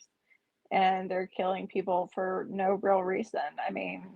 They should be charged. There's no reason. Why not just live on it together like every other country?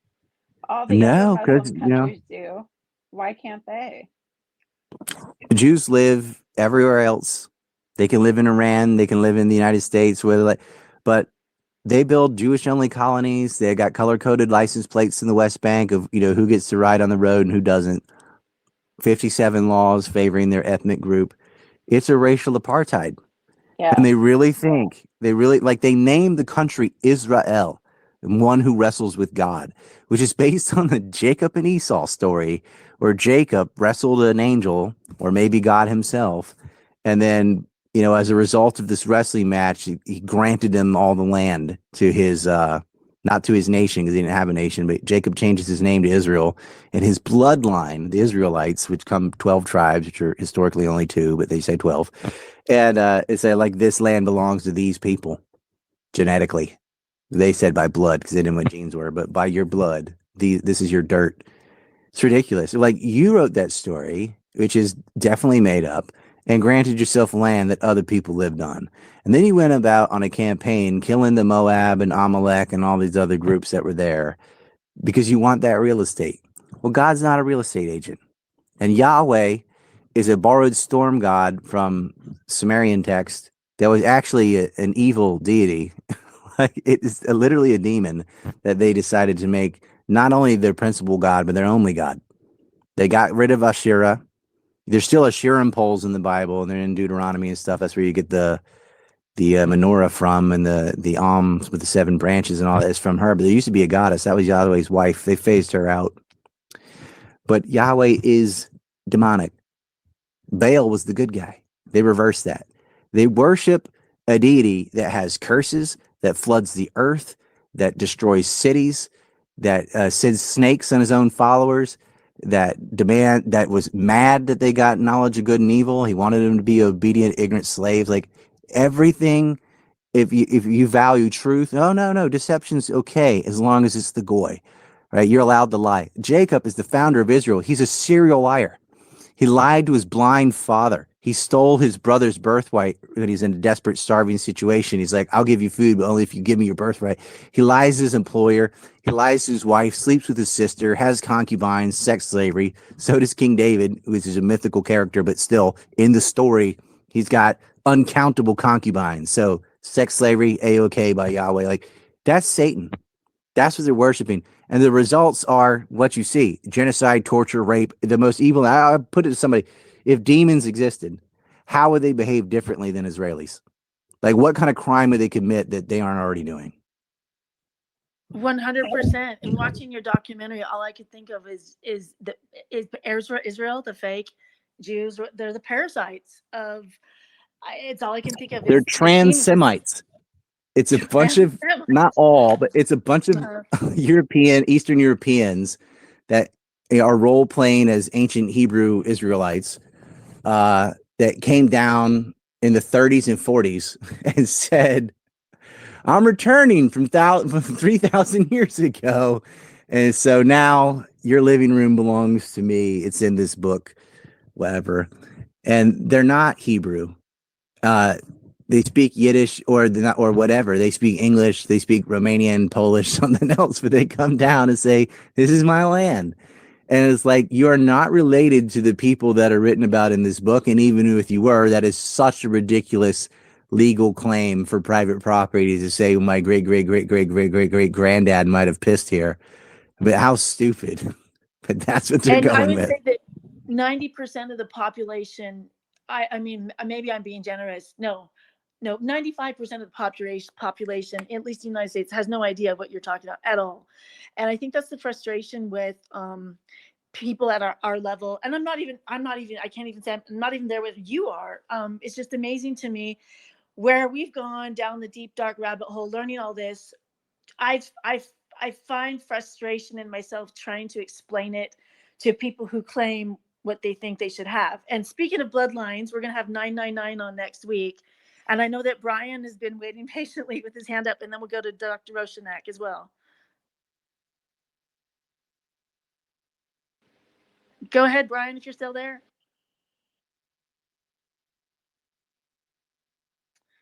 Are you saying Brian or Ryan? She said Brian. Brian. Okay. Yeah, I was gonna say, yeah, I appreciate the input and all the stuff you're saying, Ryan. Everything I think is on point and stuff. I was gonna ask you what percentage, because you probably know better than anybody, what percentage do you think of Tel Aviv has been evacuated?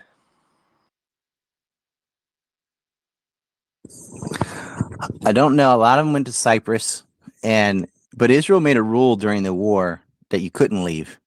And of course, it was physically not able. Like Ben Gurion Airport was non-functional, but they wouldn't let them leave, at least by plane.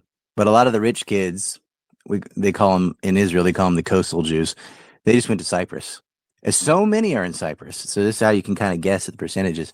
They're trying to buy up land and permanently settle in Cyprus. So what about also in Cyprus Ukraine too? Is Ukraine they're made, because I feel like they started the Ukraine thing because they realized Israel was becoming a very fucking dangerous place for them. So they're like, nope, we're going to Ukraine. We're out. No, the opposite. A lot of Ukrainian Jews went to Israel because of the war. So they actually increased their Jewish population because of the war in Ukraine. They wanted to handcuff Russia to Ukraine so that they could no longer be the savior for Syria. And it worked. If Joe Biden gets back in charge, starts financing ISIS again, like he and Obama had been doing. And in 12 days, they took 3 cities and ousted Assad. But if Russia wasn't continuing with Ukraine, which really means NATO, that would not have happened. They knew you got to get Russia out, or you can't get Assad until you get rid of Putin. And you can't get rid of Hezbollah till you get rid of Assad. It's like their string of pearls. So if you knock out Syria, you erase the land bridge between Hezbollah and Iran.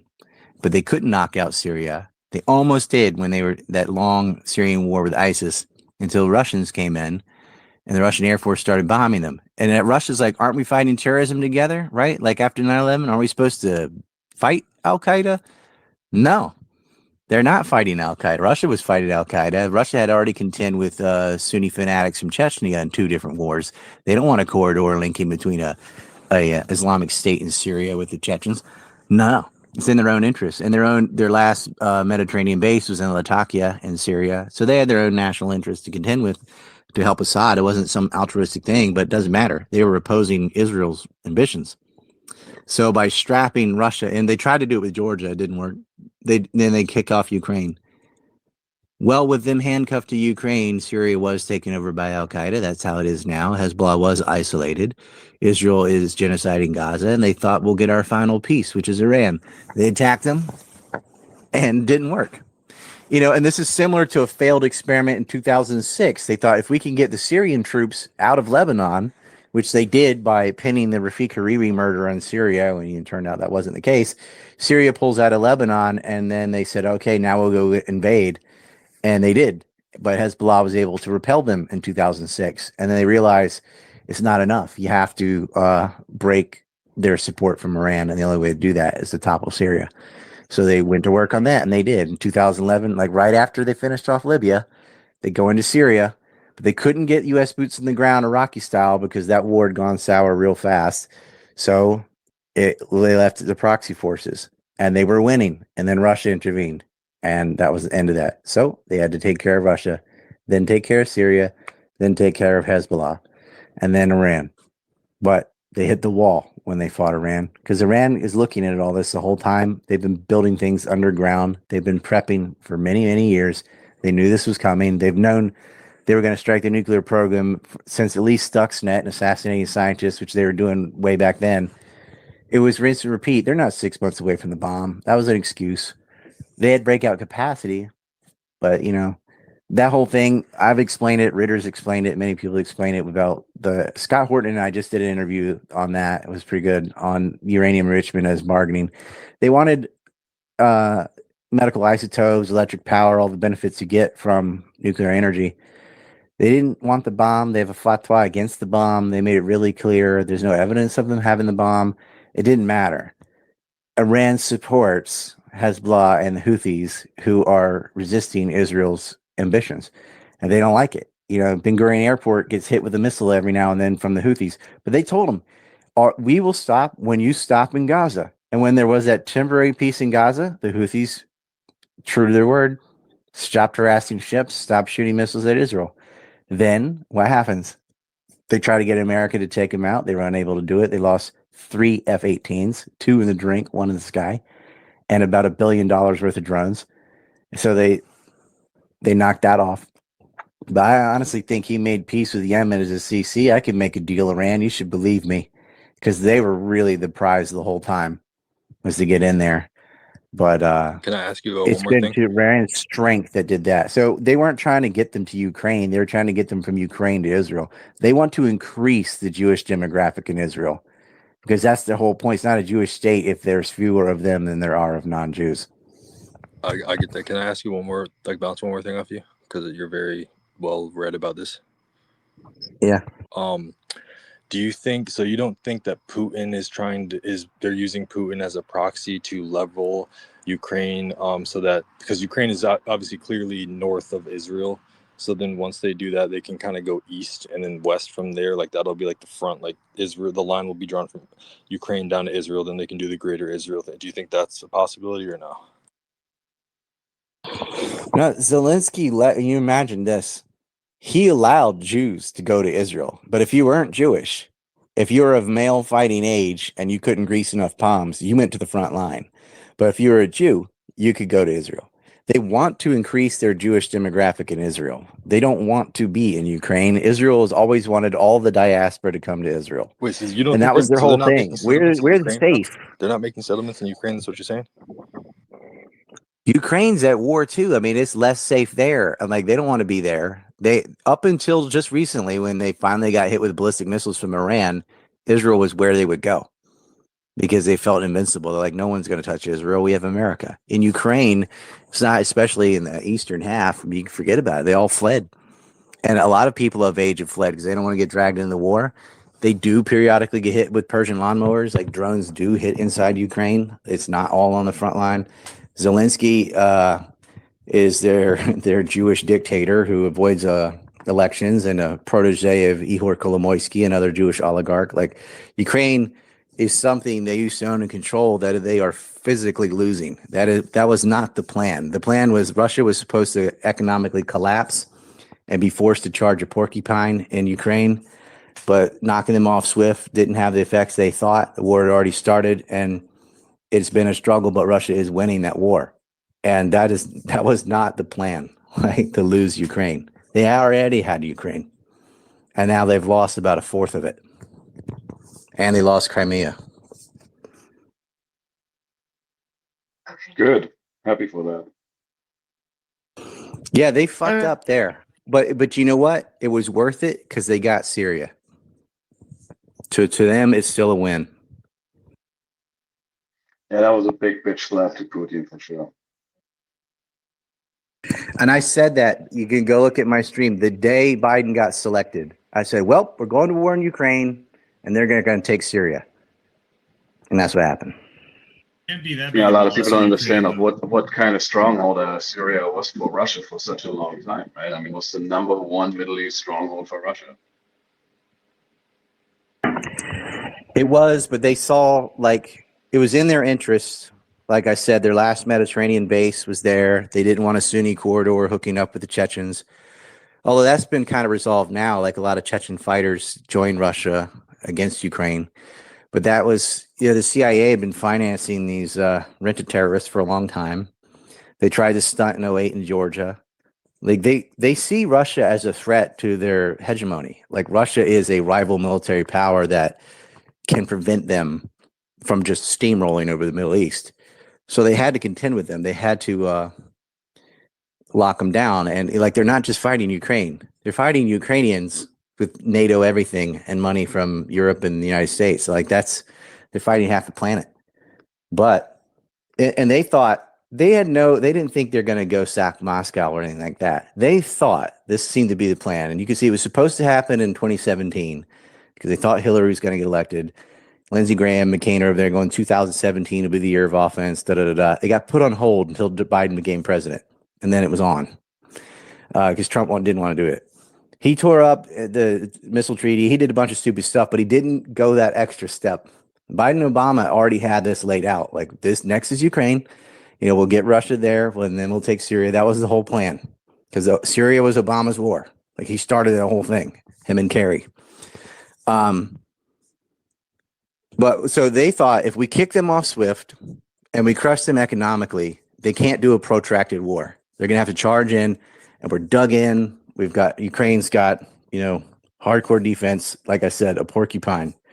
And it would have been a huge pirate victory. Like Russia didn't have the troops mobilized. They were not ready then to go against NATO trained troops, who were on the defense. They would have lost too many people and they would have been, strangled economically. But instead, Putin made a number of measures to skirt the sanctions, third-party black markets, gold reserves, all different things to avoid the economic attack so that they could sustain a protracted war and sit back with their superior artillery in a war of attrition because it's 150 million versus 25 and not charge into a porcupine. They sit there and go, okay, we're just going to make it rain because we have more artillery and more ammo than you. We'll do this all day. And so they call it the meat grinder, and it's just it's like the wall in Final Fantasy 1. It just gadung, slowly going from east to west without having to rush into things at all. Now, if it had worked and their supply lines and economy was falling apart, they would have lost a lot of men because they couldn't afford a long war. But it didn't work. So they've been recruiting, and now they even have North Korean soldiers. So, Ukraine was definitely a screw up for Zog. Like they got Syria, but they're going to lose. They've already lost huge chunks of Ukraine. And I think Sumi's going to fall next. I don't see the war ending quickly. I still think it'll be on. We'll still be talking about this next year even, but it's being gobbled up in that territory. Russia has added territory to itself, which is, invaluable. And they're working on that north-south corridor with Iran. So, and the other thing is they pushed Russia and China together. Like, you're so stupid. You had them isolated, and now even North Korea is like who's completely a hermit kingdom is now working with Russia and opening doors and trade and da-da-da-da. And that's a nuclear armed country. Like, you did that. You and your stupid policies did that, America. For what? For Israel's interest. Because it doesn't matter who has Syria or not in U.S. interest. But it does to the Israelis. And they run the show. And they saw Russia as opposition. Because they are.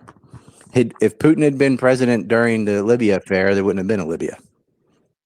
They attacked when he was out. And that, again, they look at Libya. They turned it over to Al-Qaeda. And they did the same thing to Syria. You took a functional North African state and destroyed it and gave it to Wahhabi lunatics. And Syria is, that area anyway, is one of the oldest civilizations, I think the second oldest in the world. And now, look at it. They've destroyed it. I'll give you one little bit of hopium, though, because if you remember, when ISIS went into Mosul, they went in and they took it and they held it for like 2.5 years. And then Trump gets in. It's like, we're not going to protect you with the U.S. Air Force anymore. And the Peshmerga and all of them got pushed out in 36 hours. So for something they held for 2.5 years, got overturned in 2 days. So that's how fast you can lose things too. So I don't know if that's ever going to happen in Syria. I think they're too entrenched, but it did happen once before where they took Western Iraq and lost it just as fast as they gained it.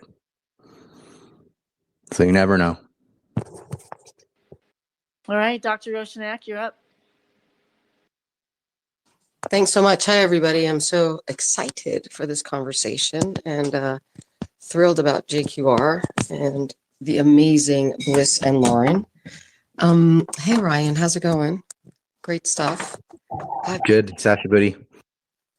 I have a question that is sort of a what do you think conjecture question, which is you said a little while ago that, it sounded very bleak. It's the same game. It's just, they've barely even changed the names of the players. This is Iraq 2.0, but everyone's It's falling. George Bush Jr. all over again. Yeah. So everyone's falling, but I don't think everyone's falling for it like they did with Iraq, and I remember screaming my head off back then going, this is BS, until everyone else realized it. So I don't understand. I'm not asking you to explain how those people who are falling for it are falling for it. What I do want to ask you is if this is the case where the way you've explained it, it's pretty bleak, doesn't matter how much anybody knows, everybody knows, whatever's going on. There's like no stopping it, but I don't believe there's no stopping it. There is a stop to it. So my question to you is, how does it stop? What does it take to make this? I mean, yes, the world has turned against genocide, thankfully, because as human beings, we have our own sense of we want to survive. And we know that if you're going to kill everybody, then we're going to be one of those everybody's. Humanity has an inboard genetic switch to not mass kill, although we seem to be doing it a lot, but not in the way that we've been seeing it. And still, everybody's complaining. Some people are protesting and some people like Palestine Action is, but the real action is lacking. I don't see people coming out in droves writing to their various and sundry leaders, quote unquote, and people are falling for things still. How does it end? Where does it end? What do we do? What can be done? Like, how does this go? What does this look like? I think the people falling for it is an inflated perception where they control so much of the media. They want to make you think that almost everyone's asleep when they're not. It's For sure they're not. It's a tightly controlled perception to try and create a lemming effect so that you get disenfranchised and throw up your hands and think, oh, I can't do anything about it. Everyone I personally know knows about this, but then there's this other horde that just doesn't know at all. No, that horde does know. Television and, the Charlie Kirk and these kind of people, they try to curate a narrative and act like they're a much bigger majority than they really are. A lot of people don't want genocide, and it is a fucking genocide. Who was call it mass murder or whatever. It's wrong. They're killing families. They're burning babies. It is an indefensible position. And every time they try and argue it, something like Pierce Morgan, whatever, like they just get wrecked. No one wants this. People want this killing in Palestine to stop. People have mixed views about Iran and but with Palestine, it's black and white. They're like, you're not fighting Hamas. You're shooting doctors. You're shooting journalists. You're starving kids. You're blowing up ambulances. You blow up churches, mosques.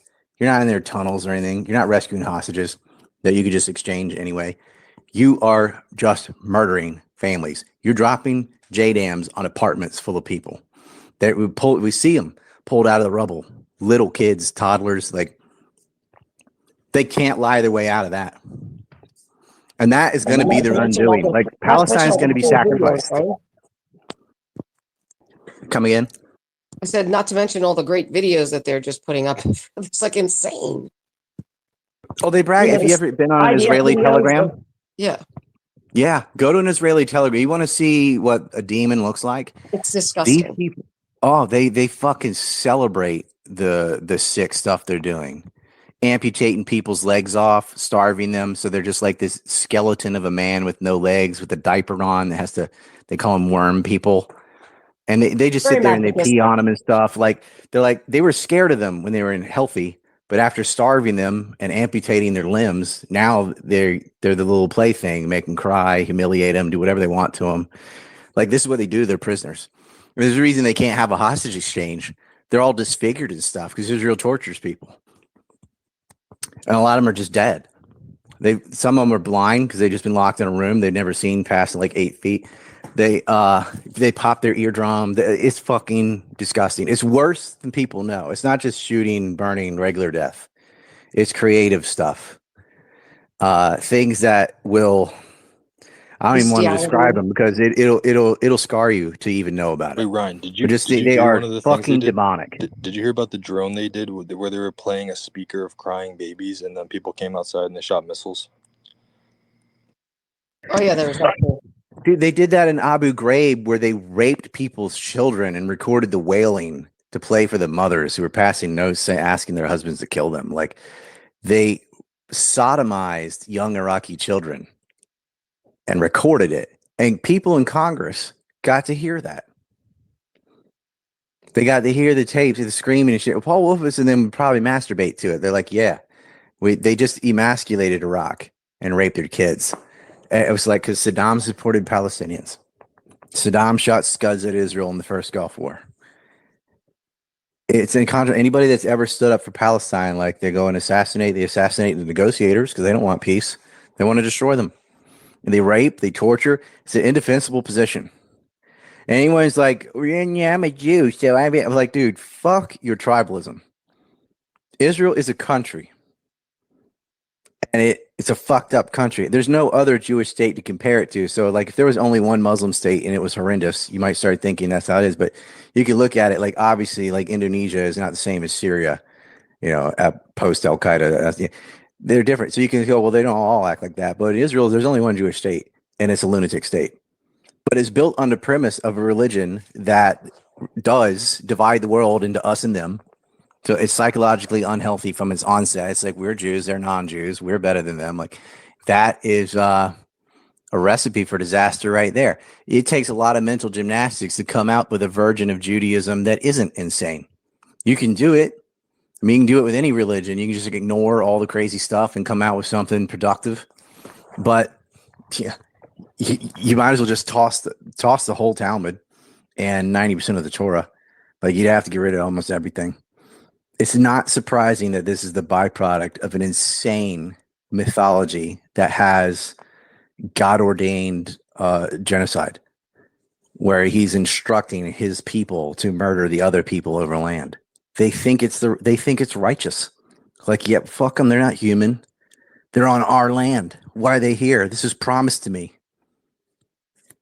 They're colonizing it, and they're doing it. They don't think it's wrong. And that's why I say, like, it's not like a lack of knowledge. I said this the other day. You can't go to someone and go, do you know they're murdering children? Do you know they're collectively starving to death a whole population? It's not that they don't know. It's they don't care. New information is not going to change their mind. They don't possess empathy. They don't have that ability. You're talking about a inbred society of psychopaths that not only are not bothered by murdering children, they delight in it. They relish the torture and pain and slaughter of other people. It gets them off. And the only answer to that is violence. Like, you're never going to negotiate with Israel. There's never going to be, like, Iran bombing them with missiles is the only way out. Is they have to be destroyed. The thing is, as we all know, this ceasefire is a joke, and it's definitely coming around again. And there's this sort of, as you have also said yourself, sort of covert world war because everybody's involved. They're just doing it behind the scenes. But what happens round two, and if and when it becomes overt, right? This is like the thing. I've been saying this, the war with Iran is history shaping, period. Our future depends on what happens here. It's like Armageddon level spiritual warfare, this next one, because, okay, Israel's first attack on Iran was probably a decade in the making, where they had to get Mossad inside, infiltrate it, send parts of drones and reassemble them in Iran, and find the targets, use the IAEA to spy on scientists, so they knew where their officers were, they knew where the scientists lived, And all at once, they're going to send the drones out to hit the defense systems. They had a cyber attack simultaneous to that and assassinate all these officers and try to blind them and then crush them with the Air Force. That was their trick play. That was like a long plan. And they had the U.S. kind of lull them asleep by saying, yeah, Witkoff is coming on Sunday to talk about the nuclear deal. And then they hit Friday the 13th, which has a meaning to them because these people have number fetishes. But they hit Friday the 13th prior to the deal. They don't have an embedded force to do that trick play again. So what's their option B? Their option B has always been, if we fail to do this on our own, our next weapon is get America to do it for us.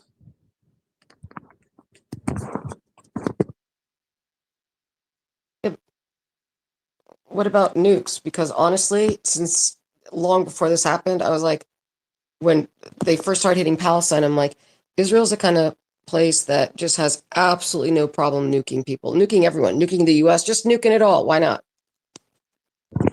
It would be better for them to get the US to nuke, because then the reaction is, what are you going to do? You're going to challenge America? Come on, try. If they nuke them, there can be a reaction to, holy crap, you preemptively use nukes on a non-nuclear power. But if America does it, then what? Eat it, because it's America. Well, so it's more likely. I mean, Israel harder. does have its own nukes, but they are more, if they can, they will get Trump to do it, to Moab them, to nuke them, whatever. And even if it's not nukes, if it's just relentless, bombings over and over on the same spots, like, that's their plan, is to try and drag America into their mess, just like they did Iraq. They couldn't take Iraq, but they knew the U.S. could.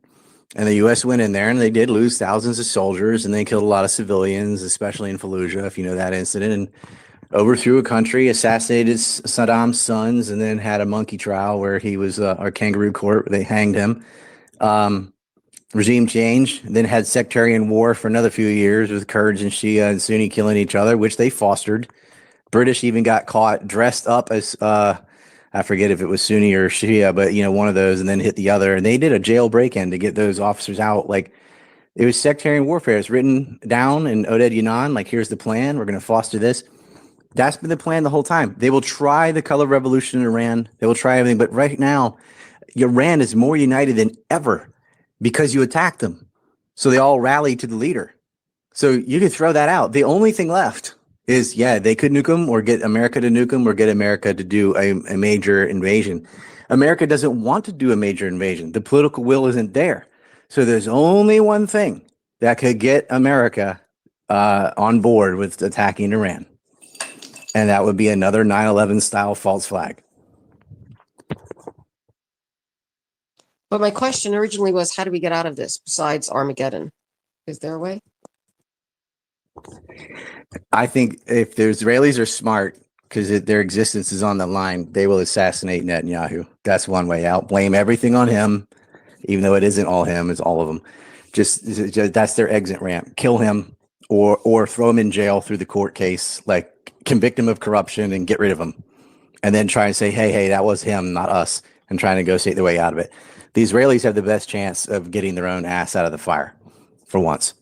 As for Americans, like, obviously we should just not support Israel and they would negotiate tomorrow, but that's not going to happen. AIPAC, Epstein, all that, they got them.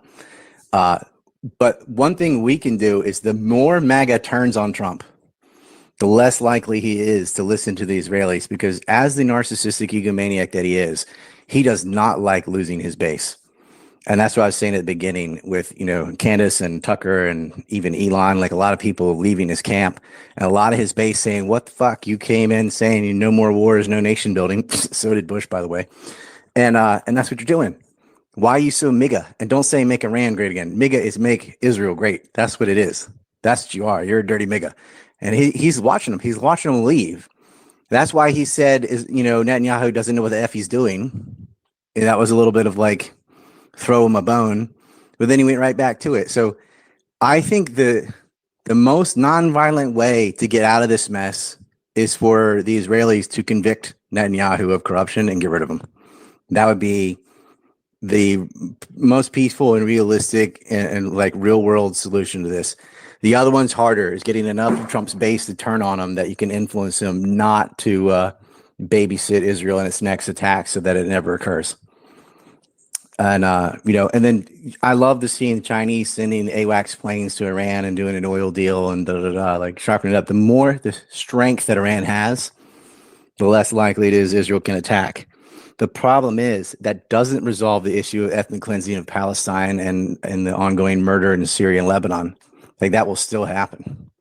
So option A, getting rid of Netanyahu, is the preferred method. Thank you, Ryan. Dr. Roshnak, that's a great question, and I think that's on everyone's mind. We need a call to action. And Ryan, we have like 5 deep in hands. I know Mud had his hand up. I don't see it anymore, but if Mud, if you want to go, if not, then Truth is next. Well, I appreciate you being here, Ryan. I DM'd Lauren something. I don't know if you're familiar with 7 Cs, but he has a great 19-minute clip about who Elon is connected to, and it also ropes in Matt Gaetz, unfortunately, and it's worth the watch. Yeah, unfortunately, every single time. But yeah, I cannot agree. Is that 7 C's like SEAC, like the pirates, or CCCC? I just put it in the NAS, Mud. Oh, good deal. Yeah, it's the number 7 and then capital SEES, simply 7 C's. Yeah, he did quite a quite a thread, putting up all the different connections between the Pritzkers and well, just a whole Peter Thiel and all those. I know. Karp and Lansky and oh boy, yeah, unbelievable. And yeah, it's unfortunate, but these connections seem to entwine so intricately in so many different directions. It's really uncanny. But the fortunate part about that is, well, so many people are just seeing it plain as day. I mean, they can't hide anymore from any of this. And yeah, I totally agree with your solution. They need to. But free speech is the antidote. Like every solution we want to do is predicated on the assumption that we have freedom of speech. If you get rid of freedom of speech, it's over. I think it's going to be from Iran's strength that ends this. Like, it's not going to be anything we do. They are just going to be too strong. Oh yeah, I agree. I mean, they have been preparing for this for a long time, and they have been the moral defender of an occupying attacker this entire time, and I can't say enough about them. They've been the hero for the world as far as I'm concerned. And yeah, but I'll yield the mic. There's a lot of hands up. And thank you for being here. Thank you, JQ. Everyone share the space. Thank you for coming up, Mud. Truth, do you want to hop in? Sure, thanks. Yeah, Ryan, I was wondering what your thoughts are on this escalation by Azerbaijan that's been happening recently, especially, against Russian journalists and IT people within Azerbaijan that are getting beat up. And then Russia recently took down part of the Azeri mafia that's in Russia. This guy, Shahin Sheklinsky, I believe it is. Anyway, he's involved in all kinds of crime, from exposed labor violations, extortion, ethnic protection rackets, etc. That's been going on for a while. And then Azerbaijan retaliated. They're shutting down, Russian cultural centers, classes, putting restrictions on Russians in general. It's just similar to what happened in Ukraine, actually. And Iran's got a problem with Azerbaijan as well because they were launching missiles from there. There's Mossad terror cells there as well, and airfields that Israel uses. Do you see Iran and Russia finally, biting the bullet and doing something about this Azerbaijan common problem they both have, in addition to Armenia? I kind of talked about that earlier, and like Luke, oil oligarchs fled to Azerbaijan, and I'm of the opinion that when Raisi's helicopter went down from Azerbaijan, that they were colluding with the Israelis to do that. I don't think it was just mechanical failure, but they had to claim that because to save face, and they weren't prepared to react at that time. Azerbaijan, if you remember, a few years ago, they tried an Azeri revolt. In the north, it's like 20% of the population, so that would be enough to get a like a Syria style gutting from within. And their airspace was used because they're finding the husk of the refuelers in the water, and they attacked them from the north, and Azerbaijan allowed that. The Azerbaijan is Shia, but they're Zionist, which really just shows it doesn't matter if you're Shia or Sunni. It just matters if you're Zog, whether you take that paycheck or you stand on principle. That's all that matters.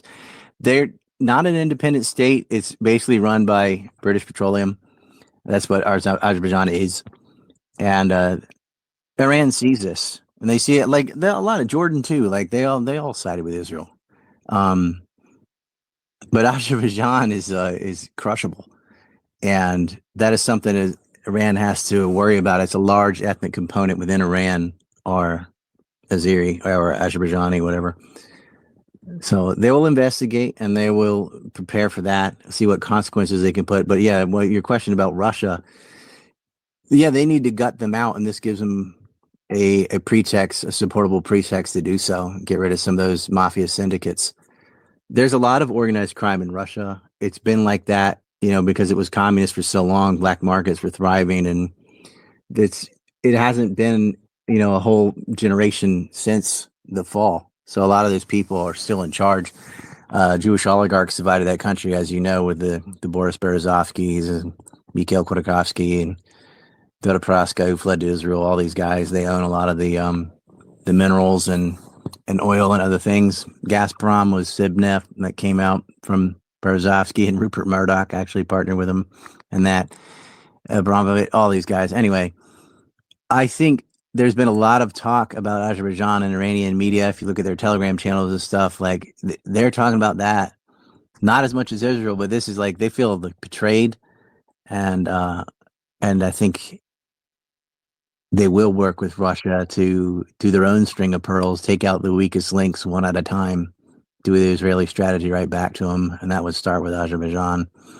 That they have that Baku pipeline, two of them. They're parallel to each other, one gas and one oil that goes to Turkey, which is ultimately sent through, or used to be sent through, to Haifa Eilat pipeline rather than the Suez Canal, so that Israel could benefit as the middleman for Caspian oil and gas that would go to Asia and Africa. But that got destroyed temporarily. The Haifa port, it was blown up, so they're not getting anything until that's fixed. Yeah, Azerbaijan's also been doing weapons transfers apparently to Ukraine as well. So they've also been supplying weapons. It's been a go-between actually from Israel. Israel has also provided weapons directly to Ukraine to go and then kill Russians. So they're doing a lot besides just providing oil through Turkey into Israel, in addition to other supplies. And then, of course, Israel has provided about 70% of the arms as well that Azerbaijan's used, to ethnically cleanse Armenia and Artsakh. So it's a huge problem in the region. Azerbaijani statecraft, like what's the airline called? It's like Air Force One, but that's not the name. Star One or whatever the hell it is. They would use their diplomatic flights to bring weapons in to ISIS, and that was all out of Azerbaijan. They had these like small arms coming in from Bulgaria and stuff like that, but they would bring them. They would use the cover of diplomatic flights from Azerbaijan's airline to ship weapons back and forth all day, every day, knowing that it was going to the quote unquote moderate rebels in Syria. And Israel, of course, supplied them too. And then, of course, America with the non-lethal aid package from Obama. That's where you get all these Toyota trucks, and they got outfitted with artillery pieces out of Croatia and tow missiles and all the rest of it. Like, it was a concerted black market effort to get weapons to ISIS, but to not do it in an overt way, which I don't understand. I'm like, just do it. Everyone knows you're doing it. Like, I don't even know why you hide it. I guess they need the plausible deniability, or to hide the degree of it, supposedly. But yeah, Azerbaijan was fully partnered all through the Syrian war. And Azerbaijan has also been delivering weapons to Ukraine. Russia's playing that game too. Like, China sends drones to Kazakhstan and places like that, and then they end up going to Russia from them. Like, you look at their trades up like 400%. It's like, you're not building all these drones. Well, you're buying them from China and then you're selling them to Russia. But then China didn't sell them to Russia, so they didn't break the rules. They're using, it's called third party nexus. That's originally what false flag was. It was a naval term where people get like a flag of Panama or some neutral place and then get around sanctions, saying, "Well, we're not this country, we're this other country." Yeah, sanctions always facilitate black market opportunities for both natural resources and weapons. Russia does buy the precursors for the weapons, though, from China directly. Those aren't sanctioned specifically, but we know what they're used for, like the shop tools and also the precursors for the fuel as well. Anyway, that's it for my question. That's something funny about the First World War is a lot of the nitrates and stuff come from cotton. It's a byproduct that they use in for rocket fuel and for gunpowder and things. And Turkey and Egypt like developed their own massive cotton trade, which gives you the surplus that they could use. The Ottoman Empire had this because of the sanctions the North had put on the South that had produced 80% of the world's cotton. Well, a lot of the crap they do with the sanctions just ends up biting them, like they just sawing the branch they're sitting on, type of thing. And the sanctions on Russia really opened up trade where it never was before. And black markets, it does increase organized crime. That is also a byproduct of it. You'd rather have it above board, but when you isolate people, they're forced to develop their own. Like they made a new engine, naval engine pump that they used to have to import. They just learned how to do it and built it. The Russians did. So like, it's been a double-edged sword. At first it's very devastating, but over time you're actually forcing them to become independent, economically independent. So they're in that phase right now. And Azerbaijan is, look, they've always been a kind of parasite type of place where they have to latch on to a greater power to survive. They've always been like that. And I think they are wedged between Iran and Russia, and they're making some stupid moves. Let's say I think they will have to neutralize them at some point because they're a problem. That's it for my questions. Thanks. Thanks, Truth. Next is Palestine. I think we have Witsit and then Jared. So take it away, Palestine.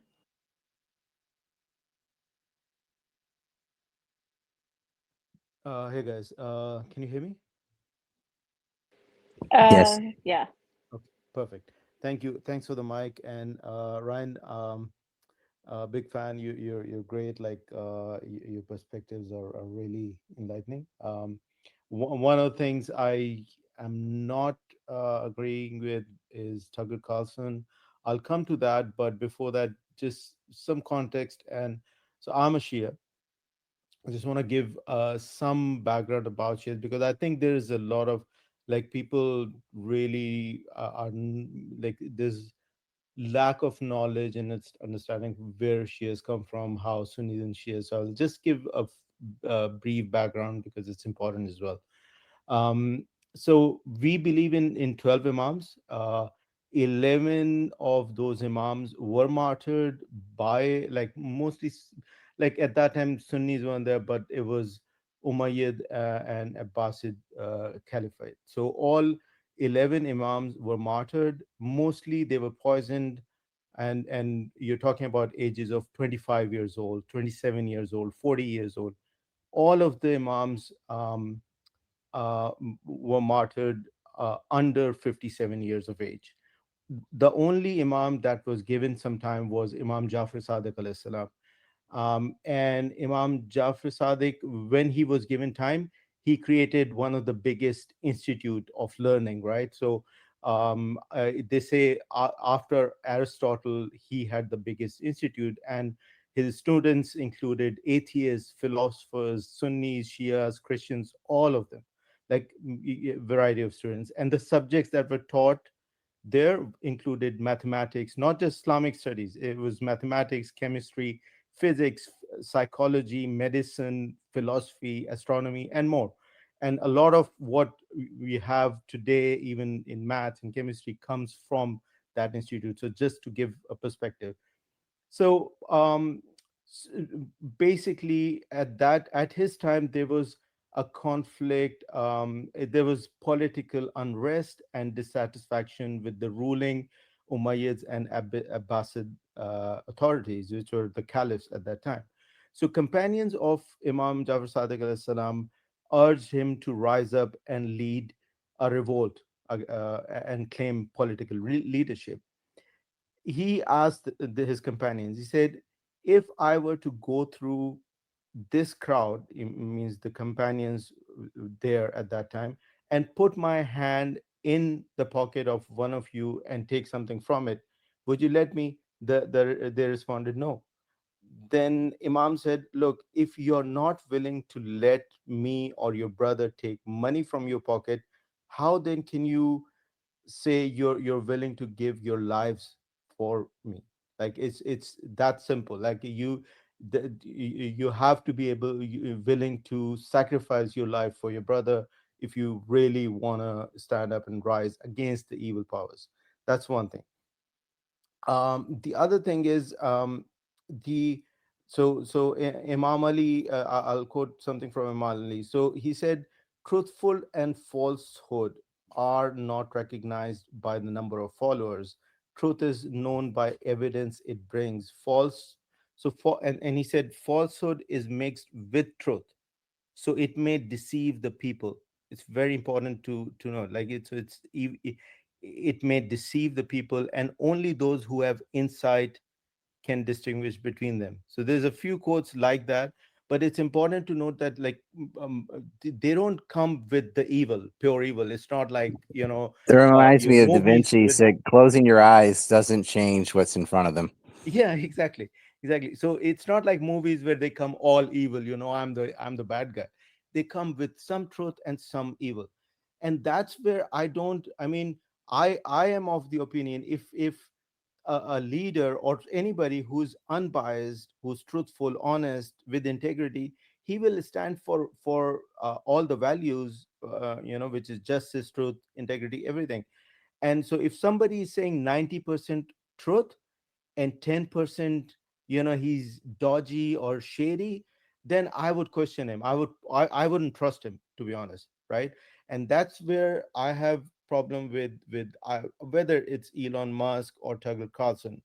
I'll tell you what. So Tucker Carlson, listen to his interview with Ted Cruz after what I tell you, because I've listened to it very carefully, and I've noted down a few things which he had put in to that interview. Yeah, it was amazing. It was really,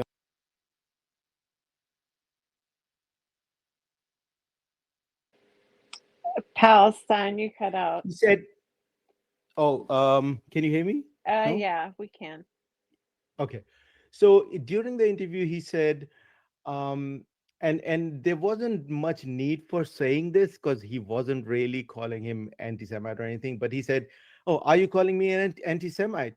He said it like he took an offense for him, right? Like being called an anti-Semite is an insult or something. And he said he's not an anti-Semite. So that's one thing. And then he said clearly, and he said, I have nothing against Israel. And I'm quoting him. I have nothing against Israel. In fact, I like Israel. Or he said, I love Israel, something like that. So that's again, like and he says it a lot.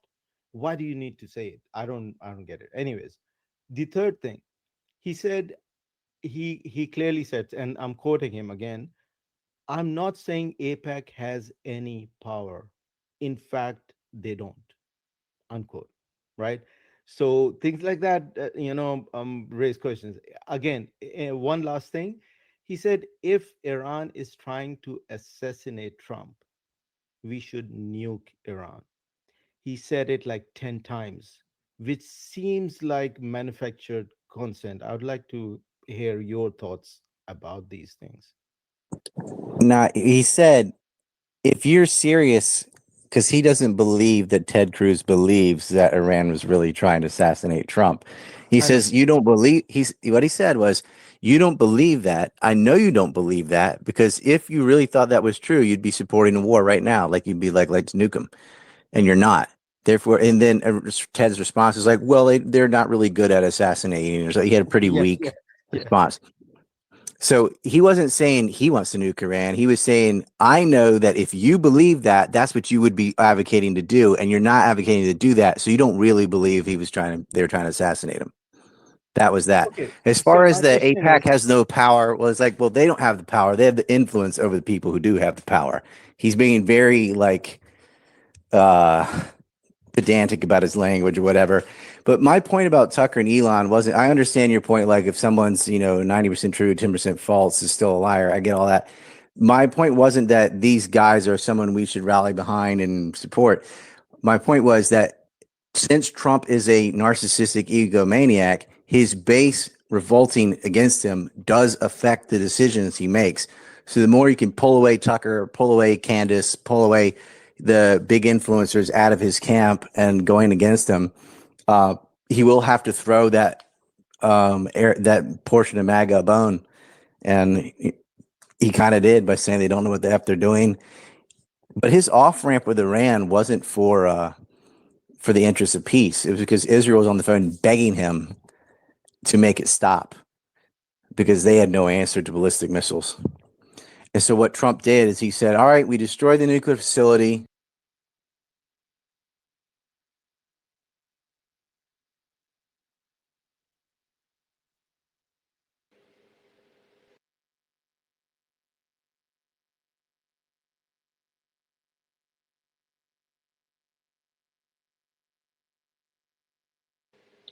We got you, Ryan. Sorry about that. Constructed an off ramp because Israel was begging him. Like they were getting hit. Their forward radar was destroyed, so they couldn't even do the little wave sirens to say, go to your shelter. Haifa was getting tagged.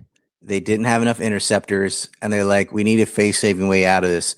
But Trump's like, I can't end the war until I get rid of the said pretext for the war, which is that Iran is about to build a bomb. So he went and he bombed Fordo and some other places and claimed, like, I obliterated it, therefore war's over. But the real reason war was over is Israel was losing, and they needed a way out. It's not clear that he did obliterate anything. In fact, it looks like he didn't. But each side's going to go, yep, you sure did. You got rid of it, because that is the public reason for the war. And so the way to have peace is to maintain that lie and go, yep, no more ooga booga on uranium. Israel, calm the fuck down. Like you do it again, the same thing's going to happen. They're going to hit you with ballistic missiles, and America doesn't need to referee this. But if his base did not turn on him, they would have kept on going forward and blew Iran up for Israel, and we would have lost tens of thousands of soldiers in the process. And so that's what we got to prevent from happening. So my point with Tucker and Elon wasn't like, oh, they're the good guys. They're not. They suck on so many issues. But the more division they have with Trump, the better, because they are huge influencers. Millions, tens of millions of people listen to both these guys. The more they drift away from Trump, especially on the pointless war in Iran, or even like Tucker started questioning AIPAC. Tucker's one that had Thomas Massie come on and say everyone's got an AIPAC guy. Like a lot of boomers are hearing about AIPAC for the first time in their life. They didn't even know what that was. So that's why I say I'll take that as a W, even though he's not Ron Paul. He's not everything I want at all, but so much better than the crap that's on TV, for example. Like I take the W's where I can find them, and we can further encourage them. We can further encourage Tucker and guys like that to keep coming our direction. He's been on a learning curve. Like he used to be fully on bomb Iran. Now he isn't. He used to, shill for AIPAC. Now he's letting other people say bad things about AIPAC on his show. So he's slowly coming our way. Candace Owens used to be a dyed-in-the-wool Zionist Christian Daily Wire retard. She's totally abandoned that. Like she's like, what? Gaza did it for her. I mean, she's watching all these children suffer. So what are we doing? Like she's completely gone the other direction. They lost her completely, which is great. More of that, please. That's what we need. We keep red pilling these people, and like influencers aren't set in stone. Some of them, they just honestly don't know about things, and when they learn, they're like, oh, and that's all it takes. Completely. And it's Elon, to his credit, he says a lot of stupid things and associated with some really evil people, but again, he didn't spend billions of dollars and does allow a platform that has a modicum of free speech that we didn't have at all before. And I wouldn't be able to do this right now if not for him.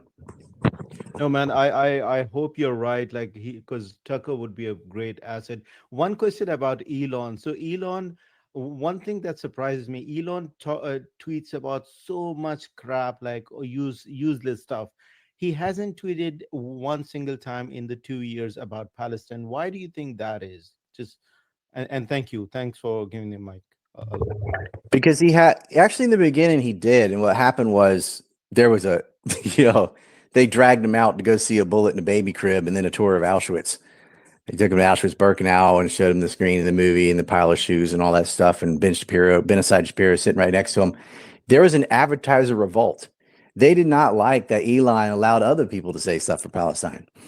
And remember that in the beginning of X, there was an ad crisis. And so that's why he had to finesse into like you can pay for blue check mark and pay for services. And a lot of people did, not even like expecting more reach or whatever. They just wanted to pay so that they could maintain free speech. They didn't want to lose it.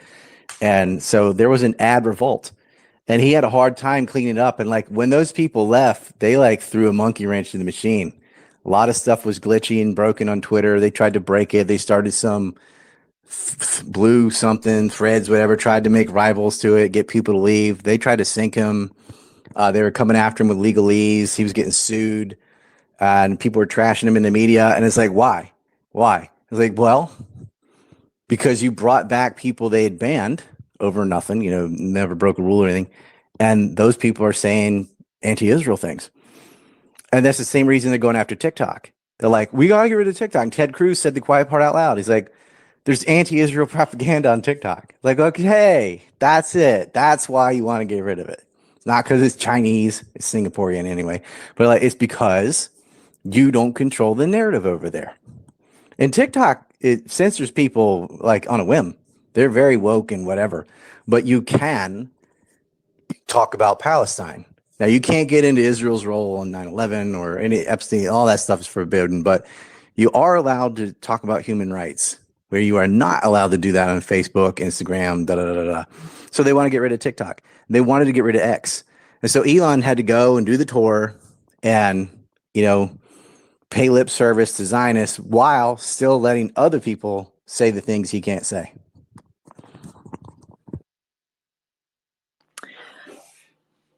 Actually, I was banned on TikTok recently for posting a satire on I think they called it the pizza cost instead of the Holocaust.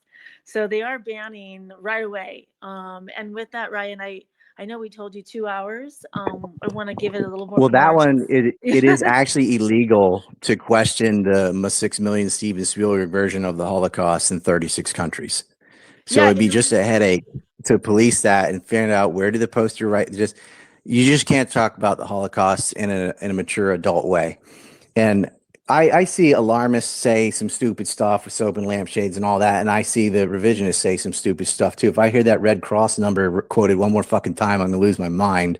Like it was only this. They're both wrong, but unfortunately, like, you cannot have an honest discussion about what really went down because it's like zealots on both sides will attack you before you're even done explaining yourself, and what do you get out of it? Nothing but headache. So why bother?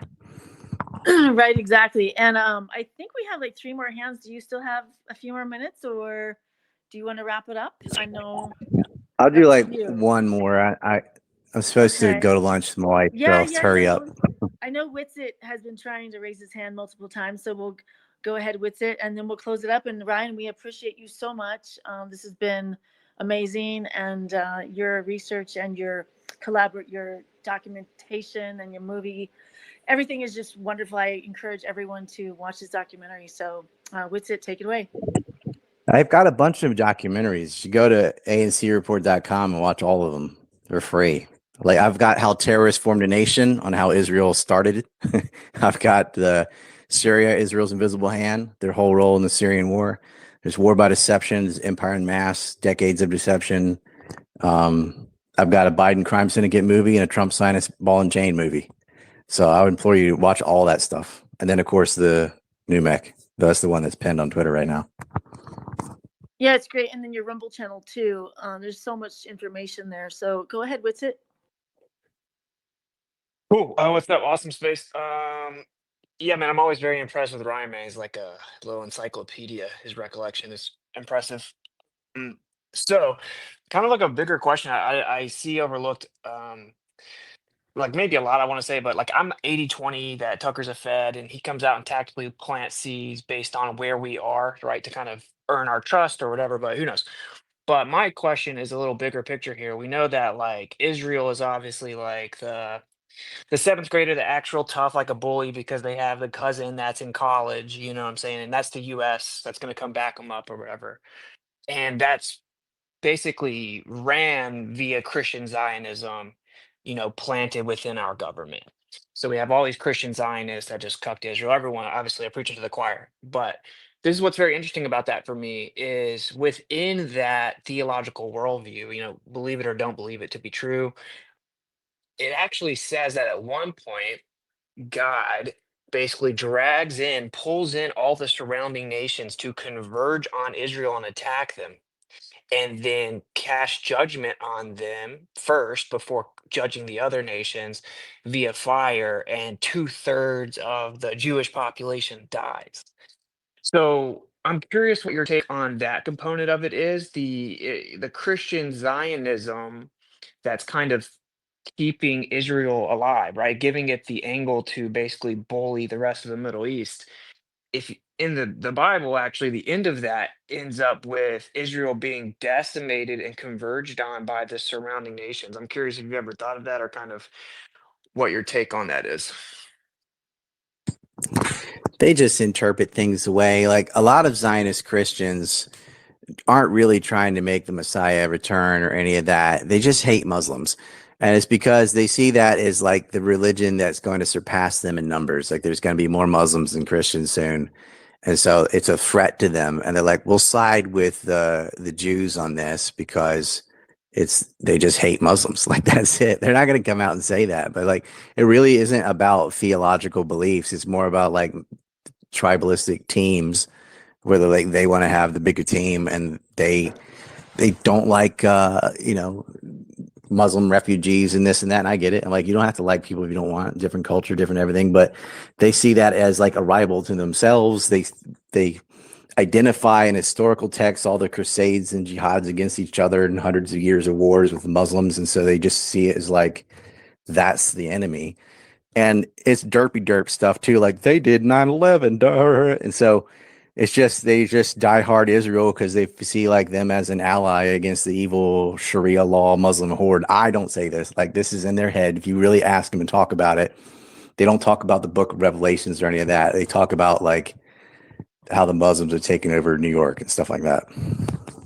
Okay, I think I actually agree with you. It's like this reductionist low IQ Muslim bad thing that if they actually believed in it, they're supporting the destruction of Israel. So yeah, I think your take's probably they don't even truly believe it or even know of it. Like when we listened to Cruz, he didn't even know where the verse was, right? He just knew the phrase to repeat it. So okay, cool. Yeah, I agree. Well, that verse, see, Tucker was correct because Genesis 12 does talk about Israel, but it's talking about Israel, the person, not the nation. It's talking about a bloodline, multiply over the earth, subdue it, da, da, da, da. The other verse that says the same thing is Numbers 24. But if you look at the context of that, what happened in Numbers 23 and 25, it is a general. This is right after slaughtering a lot of people, saying to bless his nation and onward to kill the Moab and Amalek. Like it's him saying it that he saw this in a dream and this is his vision. And he say it's not God saying anything. It's him saying that he thinks that that's what God wanted him to do based on a dream in the middle of a fucking battle. Like, and who cares? Because the covenant was redone because of disobedience. So you can go read Matthew 5 and that whole thing. And it doesn't matter. Like they were thrown out. And he made a new covenant. That's why there's a New Testament. This is according to them. Like, I don't believe in any of this, but like, according to them, according to their own story, that covenant's already broken and they made one through Christ, which is available to everybody, not Jews, but anybody that believes in him. That's John 3:16, right? God so loved the world, he gave his only begotten son, and who shall ever believe him and shall not perish but have everlasting life. That means whosoever means Gentile. Jesus preached the Gentile. That's the whole story about casting demons into pigs, meaning he was in a Gentile area because Jews don't eat pigs and da, da, da, da. Like, so according to their own story, that whole blessed this, that is over because they made a new covenant through Christ as his son or as himself, depending on your sect, that opened the door to salvation to all people through Christ. So old covenants gone, new covenant created. So Christians should not be quoting the Old Testament at all. And Ted Cruz, if he was a Christian, would know that. Yeah, one last follow up actually with that. So, because I agree with you, that's why you have even Jewish people that are anti-Zionist. Because even if you are the Judaism perspective is actually that they got punished, had the land taken away. They're not allowed to have the land back until the Messiah comes, right? So, Judaism and Zionism don't even make any sense. And then, like you said, with Christianity, not everyone of Israel are from Israel is of Israel. You had a mixed multitude even in Exodus, and there's no Jew nor Greek. We're all one in Christ, etc. So I think we kind of are in agreement that it's really just like theological propaganda, for the masses.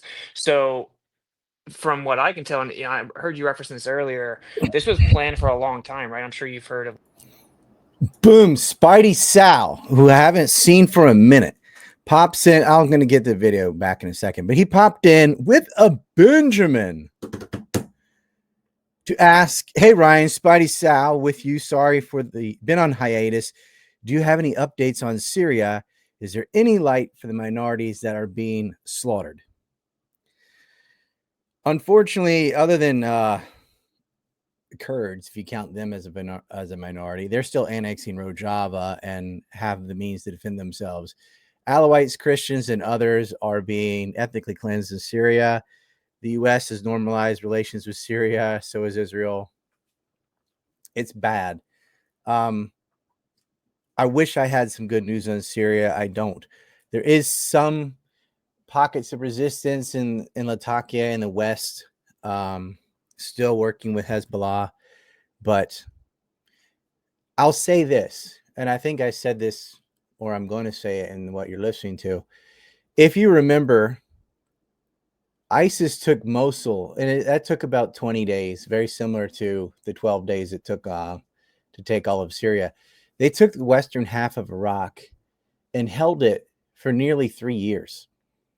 And within 36 hours, they were pushed out. The moment America got rid of air support for the moderate rebels in Iraq, the Iraqis, in league with Soleimani from Iran, by the way, pushed them out, the Peshmerga, 36 hours. All of that territory that they took in a matter of days and held for 3 years got reversed. It was October 17th, 2017, I think. I'm just see if that's right. Within a matter of days, boom, they're completely pushed out of Iraq. So they could get pushed out of Syria just as quickly if there was an organizing force to do it. But right now, it's part of breaking the land bridge between Iran and Hezbollah, which is what Israel wants.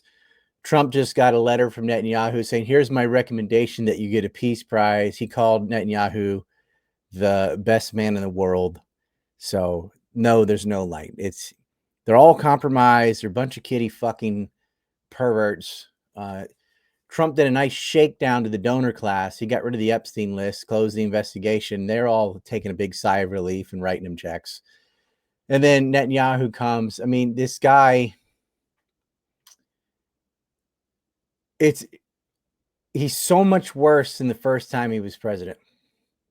He got in, they're threatening him with jail. They shot him in the ear, almost took his head off. They said, buddy, get in line or die. And so he is doing whatever they want. He hired a bunch of Christian Zionists. They're going to have a cabinet meeting. I'm predicting they give the B-2s to Israel and everything else they ask for, all the money, all the weapons they want, so they can go and do Iran themselves. And he knows goddamn well what Israel's going to do with B-2 bombers. They're going to bomb Iran. And Iran's going to hit them with ballistic missiles. Iran needs as many AWACS planes as they can get hold of. Israel's beta testing that on Yemen right now to see they're probing how to get through that defense. Nothing and no one is coming to the rescue. Iran needs to solve this through its own strength. So get as many AWACS from China as you can, as many air defense systems as you can. You cannot rely on the Russians. Quit saying that. You're going to have to physically destroy Israel. There's no other way. They don't have reason. They don't have empathy. They're ethnically cleansing Palestine. They're at war with Yemen too, they face the same, very similar situation as Palestine, starvation, bombing, civilian, all that happened to them. So in Syria, maybe because of their normalization and sanctions being lifted, at least there will be some economic relief for all of them. With the sanctions being relieved, the standard of living will improve for Syrians, including the minorities. It's just they always have to watch their back from being dragged behind a truck or having their head cut off by ISIS 3.0 with Giuliani. And, it's created a lot of refugees. It is a major problem. But Giuliani doesn't have the whole country. The Kurds have still annexed their piece, just like they annexed it from Assad. They're sort of a whipping boy from America who's a whipping boy for Israel. So I wish there was better news, but other than sanction relief, which is good, there is no good news on Syria. Sorry. I gotta say what I think is true. But like I did point out, when that happened in Western Iraq, they got pushed out as quickly as they came in. And I don't see why that couldn't happen in Syria, but you'd have to have a U.S. president who would get out of the way, and we don't have that right now. Trump did it last time. He's the one that ended aid to all these terrorist groups in Syria. And that allowed Syria, with Russia and Iran's help, to push them out all the way into Idlib. But then Biden became president again, and he financed the rebels again, kept the strict sanctions on Syria, who couldn't pay its officers, and everybody saw what happened.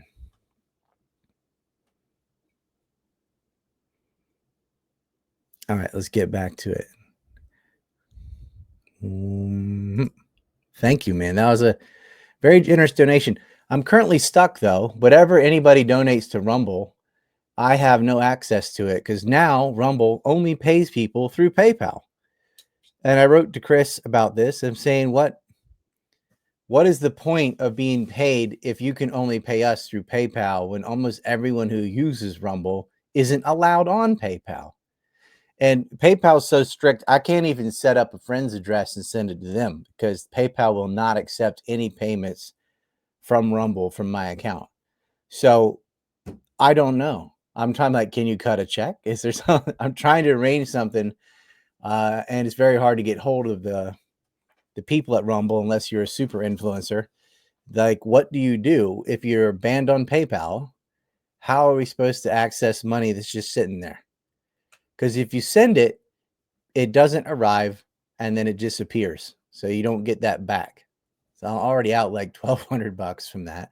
So yeah, I'm just going to let it sit there until I can get hold of somebody at Rumble and see if there's a situation where you can say, hey, if we're banned on PayPal and PayPal blocks all our crap, is there any other way for you to pay us? And what sucks is they have such a monopoly that there really isn't. I wish Elon, well, he's the one that started PayPal, but I wish somebody would create a payment app that was internationally acceptable and wouldn't ban people. Everybody would go to that. No one likes using PayPal. They only do it when it's the only option. If there was an alternative, trust me, everybody would use that instead. Because PayPal just bans people on a whim. It is a politically motivated organization. It's not really a bank. It's not really any. It's just a service for those they like and not for those they don't. And you have no rights. They can just cancel your business, cancel. They're like, we're a private company. Because they know there is no competition. So it doesn't matter how they behave and they can do whatever they want. Like the path to Persia, etc. Like this wasn't just like they randomly decided to attack. The whole pretend to be interested in diplomacy. That's why I implore you, use entropy. Yeah, they take 20%, but so does Rumble. There's entropy right there. Spidey Sal, thanks again, man. Another Benjamin says, thank you, Ryan. Wish you a speedy recovery. Would you be willing to do an interview with Professor Barandi or Kevork? I did an interview with Kevork. I will ask him back on, I think. And yes, I will do one with the professor.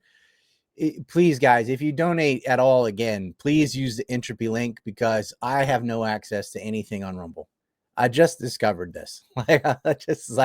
I tried other alternatives. I tried somebody else's PayPal, and you have to wait like 3 weeks, and then it did not arrive. And I'm like, okay, that's like 3 different things I tried. Please use entropy. I appreciate that donation. I'm just going to let it sit on Rumble. It can sit there all year or whatever until I can find a way to get it. But I am not going to try any other PayPals again. We had Kevork on the show. We talked about why Syria fell, that whole thing. You can, if Rumble's search would work, you could put his name and my name in. You can find it on ANC. In fact, I'll get it because you made a very generous double donation. And Sal's an OG. I stayed at his place in England one time. So let me find. He's also a twin like me. Let's see. Kevork.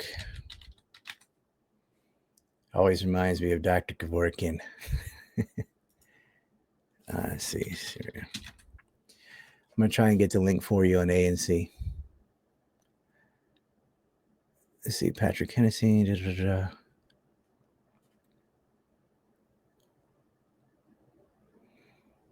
We had some good ones with Scott Ritter on Syria too, and with Patrick Henningsen, we had a good one.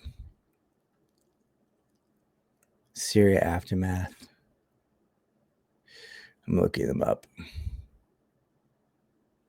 think it's this one. Yep, it is. All right, here's good work. Here you go, Sal. I put the link in Rumble. It's on ANC Report. You can watch that, and I will interview him again. And I will, if I can reach the professor, I will do that as well. Speedy recovery. What happened? Y'all are behind. Why do you think I'm wearing shades? So I actually have a follow-up doctor's appointment about the eye as soon as the stream ends. Actually, it's 12:18. We got to hurry this up. I got to go. So, yep, they're going to check. It's just simple ocular pressure. Go back to the stream. But really not be and lure Iran to sleep and allow Bibi to attack, right? It's like chapter 5 of Path to Persia. That document is like, leave it up to Well, the Bibi. Prince of Persia is a nickname for what? One of the principalities. When you say the Prince of Persia, who are they talking about? No, If you want to get theological. The Path of Persia document that was drafted in 2019. Yeah, I know you're talking about the Path of Persia. I just bringing up something else. Okay. I know he's talking about. That was Patrick and I talked about it earlier. The Path to Persia. Was that out of Brookings? Yeah. Yes. And Yeah, Brookings Chaim Saban Institute as well as a collaboration. So, I mean, I guess my bigger point there is There just you that it was go. clearly Major Zio donor. it was an Yeah, orchestrated it plan is. for a long time. So I think we're in agreement. Basically, they bit off more than they chew, and Iran popped them in the mouth. The only thing that they're not orchestrating here is what Iran's doing, right? Like that's what they don't control, and it kind of got out of hand. I think they still did achieve a lot. Do you agree with that? That they did achieve a lot of their goals, right? When it comes to what they wanted to do to Iran Well, I quickly. mean, they got Syria. That was a huge win. They basically genocided Gaza in front of the world, killed 400,000 or more. That's a win for them, not for humanity. In the long run, that's going to be an L for them, though. Like what they did is so unconscionable that it cannot be forgiven. They have permanently soured relations with everyone outside the U.S. and a few European states. Wants nothing to do with them. And the moment they don't have that power, it's over. I think their very existence is at stake. But ultimately, it was Iran's strength that stopped all of this. And it wasn't through reason. It wasn't through empathy. It was from, we're going to build more missiles than you. Science wins again. Yeah, agreed. Absolutely agreed. So it's interesting to see where we go from here, right? They're going to have to seemingly justify further intervention somehow. Obviously, Israel can't handle this on their own. And we both know that they're not done. Like regime change is and always was the goal, right? So We're really at a vortex of there's a lot of different directions this can go right now. So it's very interesting. We can predict this and that, but we're at a crossroads where it really depends on what decisions are made right now, because this can go awry so many different ways. I'm sure you can name them all, but that maybe is another space. I'm out. I'm going to eat. Appreciate it. We'll do it again sometime. Thank you so Thank much you, for Ryan. coming on, Ryan. Yeah. You're Have an a great incredible day. speaker. And enjoy Hey, your before you lunch. shut down, can I ask Truth Teller a question I was going to ask Ryan? I'm hoping Truth can share his wisdom.